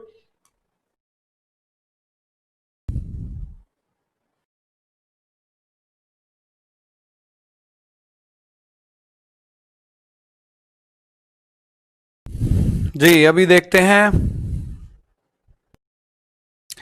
आप देख ही पा रहे हैं कि नाइट ब्लाइंडनेस साइट, रदौंदी एक दोष होता है, किसका दोस्तों, साइट का, हमारी दृष्टि का। ऐसे ही आपको बताना है कि बोलने का। आप देख सकते हैं ना सामने जो लिखा हुआ है कि sir night blindness, night blindness एक दोष है, अगर किसी को होती है तो उसका जो हमारी बेल्ट की नौकरियां है, पुलिस हो गया, आर्मी हो गया, नहीं उसमें सिलेक्शन नहीं होता, सब जानते हैं। तो ये दृष्टि दोष है। ऐसे ही बोलने का दोष क्या होगा, आप ऑप्शन ए है, बातचीत होगा क्या, नहीं। दूसरा एक स्पीक बोलना, नहीं। सर स्लटर हकलाना। ऐसे जैसे देखने का दोष एक बीमारी नाइट ब्लाइंडनेस, तो स्पीच की, भाषण की बीमारी क्या होगी, हकलाना होगी। तो इसका आंसर क्या हो जाएगा सर, बी हो जाएगा, स्लटर बोले तो आपका हकलाना। नेक्स्ट क्वेश्चन सर, बड़ा ही आसान आसान क्वेश्चन भी बीच बीच में आ रहे हैं, लेकिन लेंदी थोड़ा सा ये पेपर जो ये शिफ्ट जो है बनाई गई थी, क्योंकि आप देख सकते कि सिंपल कोडिंग डिकोडिंग की जगह ना लेटर नंबर कोडिंग आई है। और आपका अभी तो पजल का क्वेश्चन भी आना बचा है, पजल का क्वेश्चन भी है जिसमें टाइम लगता है। सर सबसे पहले आंसर किया, बहुत बढ़िया, ठीक है भाई, बहुत बढ़िया, शाबाश। देखिए स्टेटमेंट कंक्लूजन फिर आ चुका है जिसमें आप सबसे ज्यादा अटकते हैं। अब इसमें मैं आपको कुछ लिखवा तो सकता नहीं, सिर्फ समझा सकता हूं। इंग्लिश में आपके सामने लिखा गया है, कुछ एक बच्चे जो इंग्लिश के हैं जल्दी से पढ़ लीजिए, फिर हम हिंदी में लिखवा रहे हैं। मतलब हिंदी में क्वेश्चन आपका सामने आ रहा है। सर हिंदी में क्वेश्चन नेक्स्ट प्लीज, इसी का ऐसे कि हिंदी पेश की जाए जी। हिंदी में पढ़ लीजिए आराम से। और आपको क्या लगता है,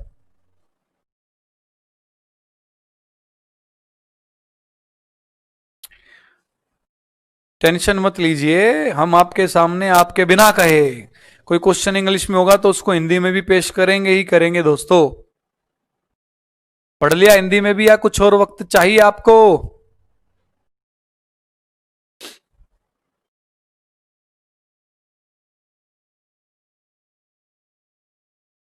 आप पढ़ पा रहे हैं? आपके सामने क्या लिखा है? आपके सामने लिखा है वस्तुओं और सेवाओं की कीमतों का निर्धारण मांग और आपूर्ति द्वारा तय किया जाता है। कि जो वस्तु होती है, चीजें हम खरीदते हैं, और जो सेवाएं होती है ना, उनका जो मूल्य जो निर्धारित होता है वो किसकी वजह से निर्धारित होता है? डिमांड और सप्लाई। आप देख सकते हैं मांग और आपूर्ति।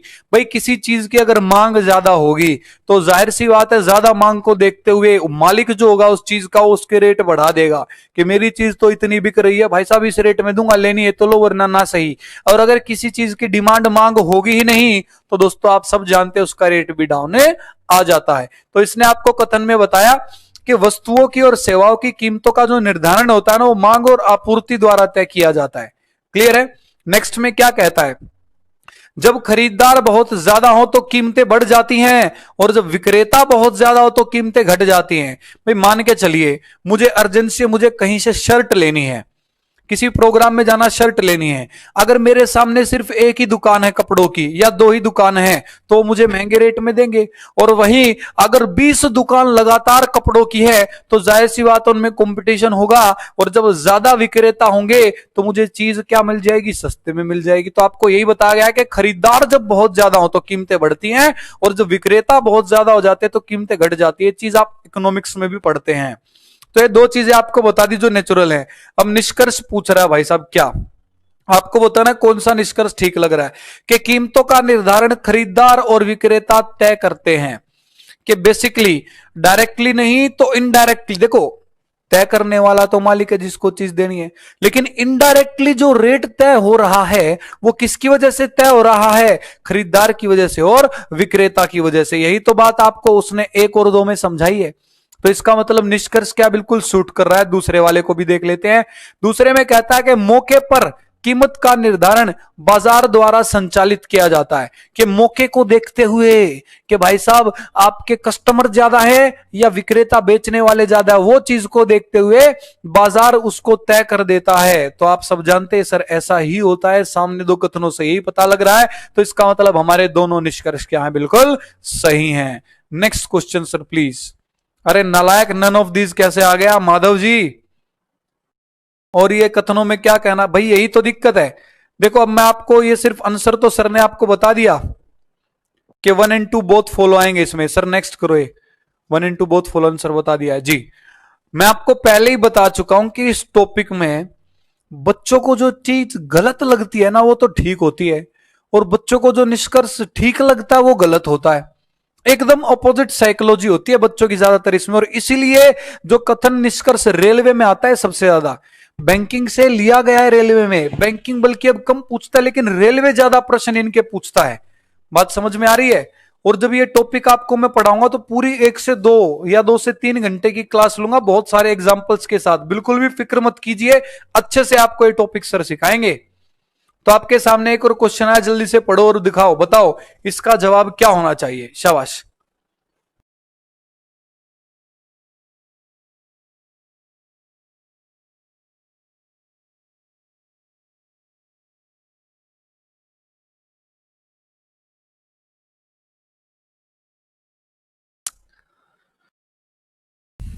चलिए एक बार पढ़े हम। भाई इंग्लिश में तो पढ़ने की क्या जरूरत है, पढ़ तो देंगे। वही इंग्लिश के बच्चे कुछ कम हैं इस क्लास का। राइट टाइम ब्रदर अभी नितिन बालोत परबैनी जी, ये तो आपके लिए वैसे सरप्राइज क्लास लेके आए हैं। सही टाइम जो क्लास का सुबह 10 से 11 रहेगा, तो स्पेशली आपके लिए क्वेश्चन पेपर लेके आए हैं। अब ध्यान से देखिए सर, हिंदी वाले को सिर्फ बड़ा कर दीजिए, इंग्लिश वाले बच्चे भी जाहिर सी बात है हिंदी जानते हैं, हिंदी समझते हैं। तो हिंदी में आप देख सकते हैं कथन क्या रहा है डियर स्टूडेंट्स आपके सामने आपके डिस्प्ले पर। यह कहता है युवाओं के बीच ऑनलाइन शॉपिंग की लत अब एक आम बात हो गई है। मतलब युवा जो हैं अब क्या हो चुके हैं, ऑनलाइन शॉपिंग ज्यादा कर रहे हैं, उन्हें लत पड़ गई है, अगर कोई भी चीज खरीदनी होती है तो ऑनलाइन ही खरीद लेते हैं। भाई बात बिल्कुल सही है। दूसरे कथन में कहता है कि इससे स्पष्ट होता है कि उनमें से ज्यादातर इस लत से मुक्ति पाने के लिए परामर्श चाहते हैं। भाई उनको लत लग चुकी है ज्यादातर बच्चों को, तो इससे यह स्पष्ट हो रहा है कि जी उनमें ज्यादातर जो है इस लत से मुक्ति पाने के लिए, इस लत से छुटकारा पाने के लिए सलाह मांगना चाहते हैं, है कि नहीं। अब इससे निष्कर्ष आपको निकालना है। पहले में निष्कर्ष दे रहा है कि सभी युवा ऑनलाइन शॉपिंग के आदी हैं। भाई इसने सिर्फ हमें यह कहा है कि युवाओं के बीच ऑनलाइन शॉपिंग की लत एक आम बात हो गई है। युवाओं के बीच का मतलब एक स्केल है, कोई भी युवाओं का कितना भी हो सकता है, ज्यादातर ये कहना चाह रहा है, लेकिन सभी की बात तो नहीं की जा रही ना। आपको यकीन नहीं होगा जान करके कि शॉपिंग तो मैं बहुत करता हूं, कपड़े वगैरह बहुत खरीदारी करता हूं मैं, लेकिन मैंने आज तक कभी भी अपना कोई भी कपड़ा ऑनलाइन नहीं खरीदा है। तो एक बात बताओ, इस बात से जब इसने ये कह रखा कथन में युवाओं के बीच शॉपिंग बहुत ज्यादा हो रही है ऑनलाइन, तो इसका मतलब ये थोड़ी ना कह सकता हूं कि सभी युवा को लत लग गई है, नहीं, ज्यादातर को है, सभी को नहीं कह सकते। तो पहला निष्कर्ष क्या है, बिल्कुल गलत। दूसरे में फिर कह रहा है कि सभी के सभी युवा इस लत से मुक्ति पाने के लिए परामर्श चाहते हैं। अरे सबकी बात कहां की है इसने, तो यहां भी ये जो शब्द आ रहा है कि सभी युवा ऐसा करना चाहते हैं, भी क्या हो जाएगा, बिल्कुल गलत। समझ में आ रही है बात। सर नेक्स्ट क्वेश्चन पेश किया जाए। जब तक नेक्स्ट क्वेश्चन नहीं आ रहा है, दोबारा अगर कोई डाउट है तो इसको पढ़िए। बात समझ में आ रही है ना। दोनों रोंग है, बहुत बढ़िया। ज्यादातर बच्चे ही कह रहे हैं दोनों रोंग है, बेहतरीन दोस्तों। ये लीजिए आपके डिस्प्ले पे आपके सामने एक और क्वेश्चन आ गया है, जल्दी से इसको कीजिए सोल्व, कीजिए जल्दी, शाबाश।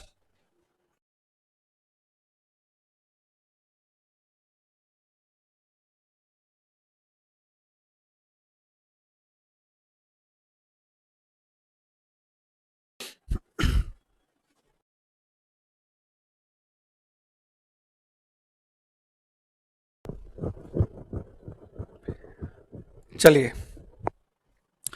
अब आपके सामने क्या कहता है कि electricity wire often made of copper, Hindi में कहेगा तो बिजली की जो तार है ना वो आमतौर पर तांबे की बनती है। भाई आप सभी जानते हैं क्यों बनती है भाई तांबे की, क्योंकि उसमें इलेक्ट्रिसिटी बहुत अच्छे से पास होती है, अच्छी कंडक्टर है। दूसरे में यही दे रखा है, पहले में सर्सन दी, दूसरे में रीजन, उसका कारण दिया।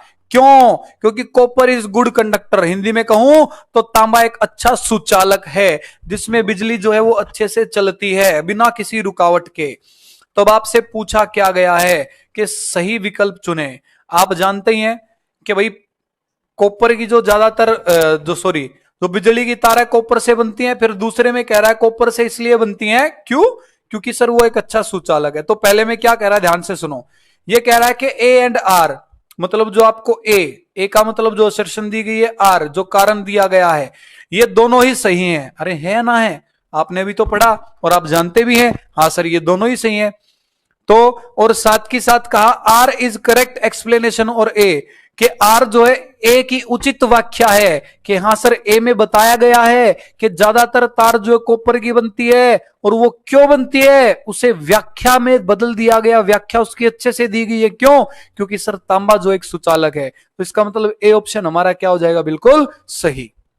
लास्ट क्वेश्चन सर आज की क्लास का, और सबसे बेहतरीन क्वेश्चन जो आपके लिए हमने एक तिजोरी में संभाल के रखा था, आपको मैं बता देता हूं। सर आपको मोबाइल नंबर दे देना। अरे ठीक है भाई, ओके। ये क्वेश्चन दिखाई नहीं दे रहा था, जूम करके, कोई बात नहीं बेटा, आप स्क्रीनशॉट लेके जूम करके दोबारा देख लेना। ये क्वेश्चन मैं सर सिखा चुका हूं इनको, तो अगला क्वेश्चन पेश किया जाए। ऐसे क्वेश्चन कैसे करने हैं, 4 करवा चुके, पहले समझ गए ना, तो उसी तरीके से आपको ये क्वेश्चन सोल्व करना है। अब जल्दी से देखिए, इस क्वेश्चन को सोल्व कीजिए जो आपके सामने बोर्ड पर है।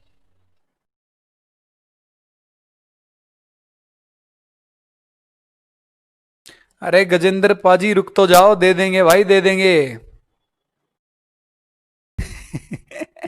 भगवान कसम मुझे दिखाई नहीं दे रहा सर। कोई बात नहीं डियर, बड़ा क्वेश्चन था, मोबाइल में आप पढ़ रहे हो नहीं दिख रहा होगा, पीडीएफ मिल जाएगी आपको, टेंशन मत लीजिए। जो टेलीग्राम ग्रुप है उसमें इन्हीं क्वेश्चंस की पीडीएफ आपको दे दी जाएगी।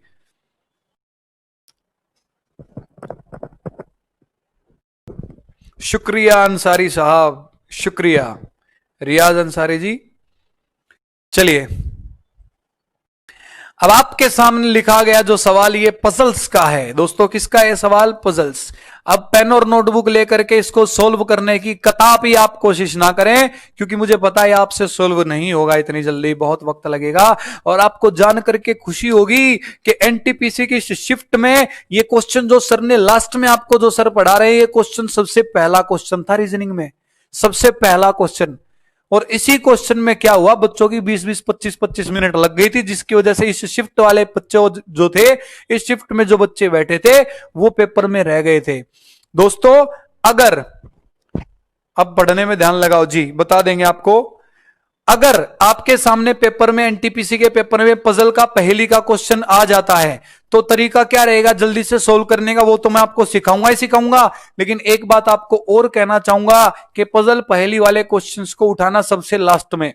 जब आप रीजनिंग के बाकी सारे क्वेश्चंस कर लोगे ना, तो आप थोड़े मोटिवेट रहोगे। वो कहते हैं ना कि शुरुआत अच्छी तो अंत भी अच्छा। अगर आप शुरुआत में भगवान ना करे, मैं अपनी तरफ से बेस्ट पढ़ाऊंगा, बिल्कुल आपको ऐसा रामबाण दूंगा कि आप सारे क्वेश्चन जो पहेली के बना लोगे। लेकिन फिर भी कुछ ज्यादा ही मुश्किल आ जाए, आप ना कर पाए, अगर शुरुआत गलत हो गई तो बैंड बज जाएगा भाई, सारे पेपर में मूड खराब हो गया और फेल हो जाओगे। तो पजल पहेली के मेरी तरफ से अगर आप सलाह लें और अगर आप मेरी बात माने, तो मैं आपको कहना चाहता हूं मेरे डियर स्टूडेंट्स, मेरे प्यारे विद्यार्थियों के पजल वाले क्वेश्चन आप लास्ट में उठाना। आपके लेवल को देखते हुए सर आपको बता रहे हैं, समझ में आ गई बात। वर्तमान में दिल्ली या जयपुर, भाई जयपुर ही पढ़ा रहे हैं, हरेंद्र सर के साथ आ चुके हैं, हम दोबारा वापसी कर चुके हैं और जयपुर ही पढ़ाएंगे, टेंशन मत लीजिए। एक बार दोबारा, कौन कौन से कलर की बोतल थी, आपको वो बोतलें जो हैं वो लिखनी है। जब भी आपका पहेली का क्वेश्चन आ जाता है इस तरीके का, तो आपको क्या करना है डियर स्टूडेंट, सबसे पहले आपको जो जानकारी दे रखी है आप वो जानकारी लिखेंगे। एक सेकंड दीजिए मुझे। कलर जो आपको बता रखे हैं बोटल्स के, आपको वो बोटल्स के कलर लिखने हैं। तो जो बोटल्स के कलर आपको बताए गए हैं वो कौन कौन से बताए गए हैं? आपको बताया गया है ब्राउन, ब्लू, ब्लैक। लिख लूंगा मैं छोटे छोटे कोड में, ब्राउन, ब्लू, ब्लैक। फिर आपको जो दिया गया कलर है, जी हां आपने कोशिश करी ली होगी, अब सर आपको करवा रहे हैं। आपके सामने brown, blue, black, violet, white, indigo. Violet के लिए वी, व्हाइट के लिए डब्ल्यू, इंडिगो के लिए आई और पर्पल, ये कलर हैं। जब भी ऐसे क्वेश्चन आए तो जो जानकारी है उसको जरूर लिख लो। 1, 2, 3, 4, 5, 6, 7, ये 7 चीजें उसने कहा है रखने को। 7 अलग अलग रंगों की बोतल हैं, बाएं से दाएं रखी गई हैं। अब रखी कैसे हमें नहीं पता, हमें सिर्फ सोल्व करना है, बनाना है। तो सबसे पहला पॉइंट पढ़िए क्या कह रहा है। ये कह रहा है व्हाइट और पर्पल बोतल जो वो किसी भी किनारे पर नहीं आएंगी। वो जब किसी भी किनारे पर नहीं आएंगी तो सबसे पहला पॉइंट आपका यही बन गया कि सर व्हाइट और पर्पल को मैं लिख सकता हूं एंड अथवा किनारे, हिंदी में लिख देते हैं क्योंकि ज्यादातर बच्चे आप एनटीपीसी वाले हिंदी मीडियम के हैं। तो आप कहेंगे सर ये जो है ये हमारे किनारे पर नहीं आ सकती। जो इसने बोल रखा है ना, जो आप बना सकते हो इसके बोलने से, इसके पॉइंटों से, वो बना दो। और जो नहीं बना सकते हो ना, उसको आप साइड में जरूर लिख दो। ये लिखना बेहद जरूरी है डियर स्टूडेंट्स। आगे बढ़ते हैं। दूसरा पॉइंट पढ़िए क्या कहता है। दूसरे में कहता है ब्राउन बोतल जो है इमीडिएट राइट है वॉयलेट के, भूरी बोतल वॉयलेट के तुरंत दाएं ओर है। आपको पता लग गया कि वॉयलेट बोतल को रखा आपने इसके तुरंत दाएं पर है ब्राउन, तो आपने इसके तुरंत दाएं पर कौन रख दी, ब्राउन बोतल रख दी। फिर कहता है कि ब्राउन बोतल, भूरी बोतल वॉयलेट के तो तुरंत दाएं है, लेकिन सफेद के तुरंत बाएं है। जब ये खुद सफेद के तुरंत बाईं ओर है तो सफेद क्या हो जाएगी, इसके दाईं ओर। तो इसके दाईं ओर कौन आ गई, सफेद। तो सर आपको क्या समझा रहे हैं कि जैसे पहला पॉइंट था कि व्हाइट और पर्पल सर किनारे पे नहीं आएंगी, तो हमें क्या पता कहां आएंगी। जिसको नहीं बना सकते उस बिंदु को चुपचाप साइड में लिख दो। फिर पता लगा कि भूरी जो बोतल है वो हमारी जो वॉयलेट कलर की बोतल है उसके तुरंत दाईं ओर है, बना सकता था, बना दी। और साथ के साथ व्हाइट के बाईं ओर है तो उसको भी बना दिया। आगे बढ़ते हैं अब। व्हाइट, वॉयलेट और पर्पल सेंटर में, केंद्र में नहीं आ सकती। तो अभी तो दोस्तों हमने तीन ही बोतल जचाई है, बोतल टोटल 7 आएंगी, कौन कहां पर है नहीं पता। और जब आपको नहीं पता क्या करना है, आप चुपचाप पॉइंट को साइड में लिख दो कि सर व्हाइट, वॉयलेट और पर्पल। सर ये जो बोतल है ना, ये हमारी बीच में नहीं आ सकती। अरे बीच में आने का मतलब क्या है कि संख्याएं 1 2 3 4 5 6 7, इनमें सबसे बीच में कौन है सर? 3 इधर छोड़ी 3 इधर छोड़ी, बिल्कुल बीच में नहीं आ सकती। बात समझ में आ गई? तो ये 3 बोतल ऐसी हैं जो बीच में नहीं आएंगी। बात समझ में आ गई? अरे नालायकों, भी जो समझा रहा हूं वो समझ लो, कमेंटबाजी में घुसे हुए हैं, अभी पता लग जाएगा कौन ठीक है और कौन गलत है। आगे देखो, नेक्स्ट में आपको क्या कहता है कि ब्लैक बोतल इमीडिएट लेफ्ट है पर्पल के। कि भाई साहब जो ब्लैक कलर की बोतल है ना, वो पर्पल के तुरंत बाईं ओर रखी है। तो यहां कहीं ब्लैक कलर की बोतल है? सर नहीं है। तो इससे नीचे बना लेता हूं मैं, सर क्या पता कहां रखी जाएगी वो। तो जो ब्लैक कलर की बोतल है ये तुरंत बाईं ओर रखी है पर्पल के, तो सर पर्पल कलर की पी बोतल आएगी, उसके तुरंत बाएं पर कौन आ जाएगी? हमारी ब्लैक कलर की बोतल आ जाएगी। बात समझ में आ गई? ये जानकारी आपको दी गई है और आपको कहा गया है क्या कि एक काम कीजिए, अपना डायग्राम बना के दिखाइए। सर एक पॉइंट और होगा इसमें, इसको छोटा कीजिए। 5 पॉइंट है इस क्वेश्चन में। क्वेश्चन पूरा स्क्रीन पे है नहीं और मेरे प्यारे प्यारे बच्चों का आंसर भी आ रहा है, क्या बात है। 5वां पॉइंट है नीचे, ठीक है भाई। चौथे से थोड़ा सा साइड में मिस प्रिंट वो दिखा नहीं था मुझे, सॉरी। 5वें पॉइंट में क्या कहता है कि ब्लू बोतल is not just before the end और नॉट एनी एंड। हिंदी में पढ़े हैं तो कहता है नीली बोतल जो है ना तो अंतिम से तुरंत पहले है ना अंतिम पे है। मतलब दोस्तों 1 2 3 4 5 6 7 ये किनारे हो गए। ये कह रहा ब्लू बोतल ना तो किनारों पे है ना अंतिम से पहले है, मतलब किनारे से पहले है। तो आप किस तरीके से लिख सकते हैं इस बात को कि सर जो ब्लू बोतल है वो फर्स्ट और सेकंड इन दोनों स्थानों पर नहीं आ सकती किसी भी किनारे से। ब्लू बोतल जो है वो ना तो किनारे पे ना उनसे पहले, फर्स्ट और सेकंड स्थान पे नहीं आ सकती। बात समझ में आ गई? और आपकी जानकारी खत्म। और ये जानकारी खत्म होने के बाद अब कैसे इसको सोल्व करना है जरा समझिएगा। अब आप ये जानते हैं कि ब्लैक और पर्पल जो है, इन 3 पॉइंटों का ध्यान रखना है, साथ हमें इस्तेमाल करना है। ये इनको रखना अब हमें। अब इनको हम रख के देख लेते हैं डी स्टूडेंट्स के कैसे सर हम इनको रख सकते हैं। एक बात बताओ, जो बोतलें रख चुके हैं हम, रखी जा चुकी हैं, उनको हम क्या करेंगे? ऊपर से काट देंगे टोटल बोतल जो थी उनमें से, वी डब्ल्यू और ब्राउन। तो सर वी भी रखी जा चुकी है, डब्ल्यू भी रखी जा चुकी है और ब्राउन भी रखी जा चुकी है। इनको काट दिया हमने, मतलब एक तरीके से मैं इनको मिटा सकता हूं कि इनको तो सर मैं बना चुका हूं, ताकि आपके सामने आपको दिखाई दे बची कौन कौन सी हैं। ब्लू, ब्लैक, इंडिगो और पर्पल। दिमाग पे किसी तरीके का दबाव डालने की जरूरत नहीं है। ये बताओ 2 बोतल ये हैं, 2 बच गई। अरे बची या नहीं बची? अब आपके सामने 2 ऑप्शन है, या तो सर इनको मैं रख के देख लेता हूं बाई तरफ, या सर इनको मैं रख के देख लेता हूं दाई तरफ। अब मुझे तो पता है कहां रखनी है भाई, मेरे तो ये पॉइंट देख के मैं समझ चुका हूं कहां रखनी है, लेकिन एक स्टूडेंट विद्यार्थी कैसे चलेगा वो बात समझाने जा रहा हूं, समझना।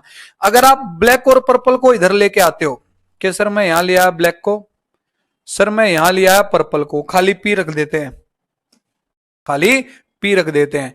अब आपके सामने क्या होगा? 2 बोतल बच जाएंगी, इंडिको और पर्पल। सॉरी पर्पल तो आ चुकी है, आपके सामने बच जाएगी कौन सी? सर एक तो इंडिको बच जाएगी और एक ब्लू बच जाएगी। तो आप कहेंगे ब्लू के बारे में जानकारी है, पहले और दूसरे पे नहीं आ सकती। तो मतलब इधर 2 सीट पर आप ब्लू को रख नहीं सकते भाई। आपकी 1 2 3 4 5 है, अगर दोनों को इधर लाओगे तो ब्लू तो दोनों में से कहीं आ ही नहीं सकती। आप कहेंगे सर मैं एक काम करके देख लूंगा, मैं ब्लू को रख लूंगा यहां तीसरे पे।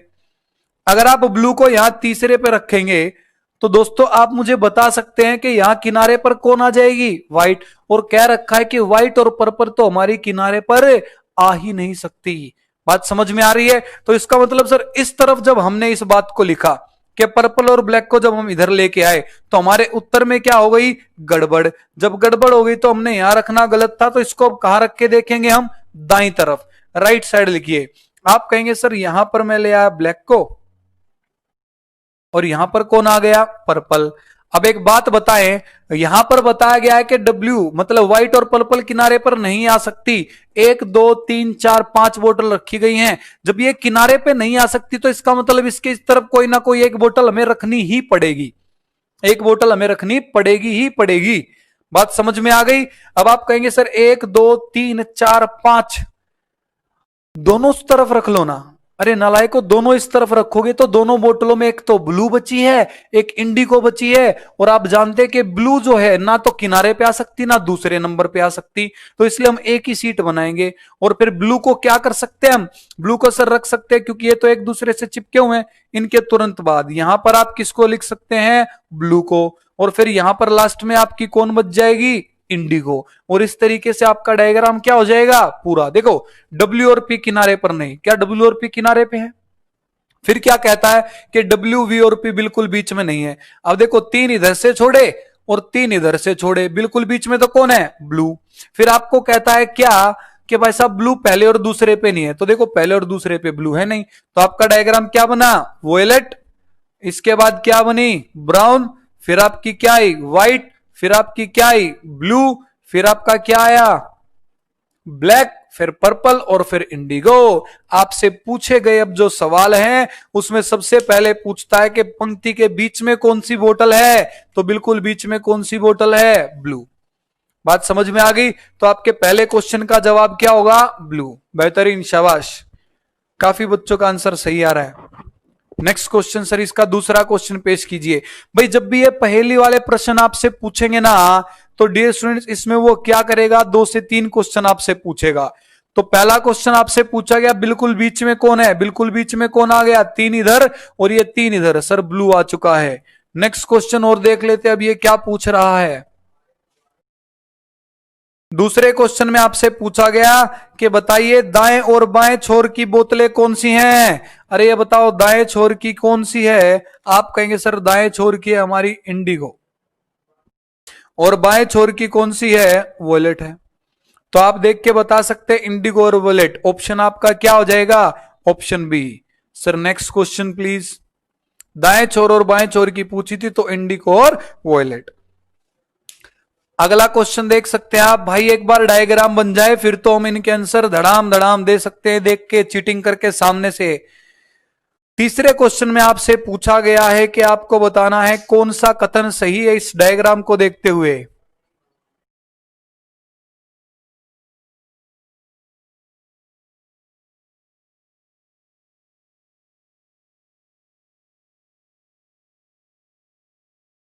आप टेंशन मत लीजिए, कुछ बच्चों को महसूस हो रहा होगा सर क्या वाहियात क्वेश्चन था, कितना हार्ड लेवल है।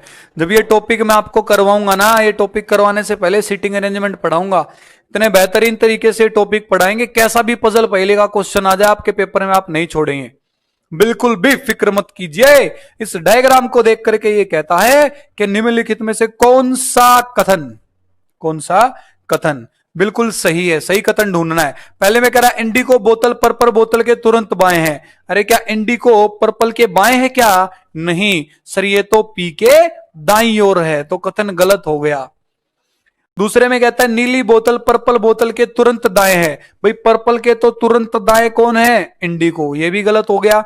तीसरे में कहता है भूरी और काली बोतलों के बीच में कम से कम 5 बोतल हैं। भूरी ये रही ब्राउन और ये रही काली, क्या इनके बीच में 5 हैं, नहीं, ये भी गलत हो गया। लास्ट में कहता है काली बोतल नीली बोतल के तुरंत दाईं ओर है। अरे क्या ये काली बोतल नीली बोतल के तुरंत दाईं ओर है। आप कहेंगे जी हाँ तुरंत दाईं ओर है, तो आपका ऑप्शन क्या हो जाएगा, सही। बात समझ में आ गई, आशा करते हैं, उम्मीद करते हैं। देखिए हम उन टीचर्स में से तो है नहीं भाई जो आपको आसान आसान सी ट्रिकी सी चीज उठा के रख देंगे, ये देखो बेटा इसकी ये सुपर ट्रिक, ये देखो बेटा इसकी ये सुपर ट्रिक। आपको एक सच्चाई से रूबरू करवाना जरूरी था कि एनटीपीसी में मेरे प्यारे डियर स्टूडेंट्स आपके क्वेश्चन जो हैं जरूरी नहीं है कि वो आसान आए। आपके क्वेश्चंस का लेवल बहुत अच्छा आएगा, और बहुत अच्छा लेवल आपको अगर करना है, सारे नंबर अगर लेने हैं, तो आपको बहुत अच्छे से मेहनत भी करनी पड़ेगी, और मेहनत करवाने वाला हूं मैं। बिल्कुल भी फिक्र मत कीजिए, यूट्यूब पे जुड़ जाइए, ज्यादा से ज्यादा चैनल को सब्सक्राइब कीजिए और चैनल को ज्यादा से ज्यादा शेयर कीजिए। सुबह 10 से 11 परमानेंटली आपकी यूट्यूब पे क्लास लेके चलेंगे और ऐप आपकी 2 से 4 दिन में आने ही वाली है। आप मेरे साथ जुड़िए और आपका एनटीपीसी में सिलेक्शन डन कीजिए। तो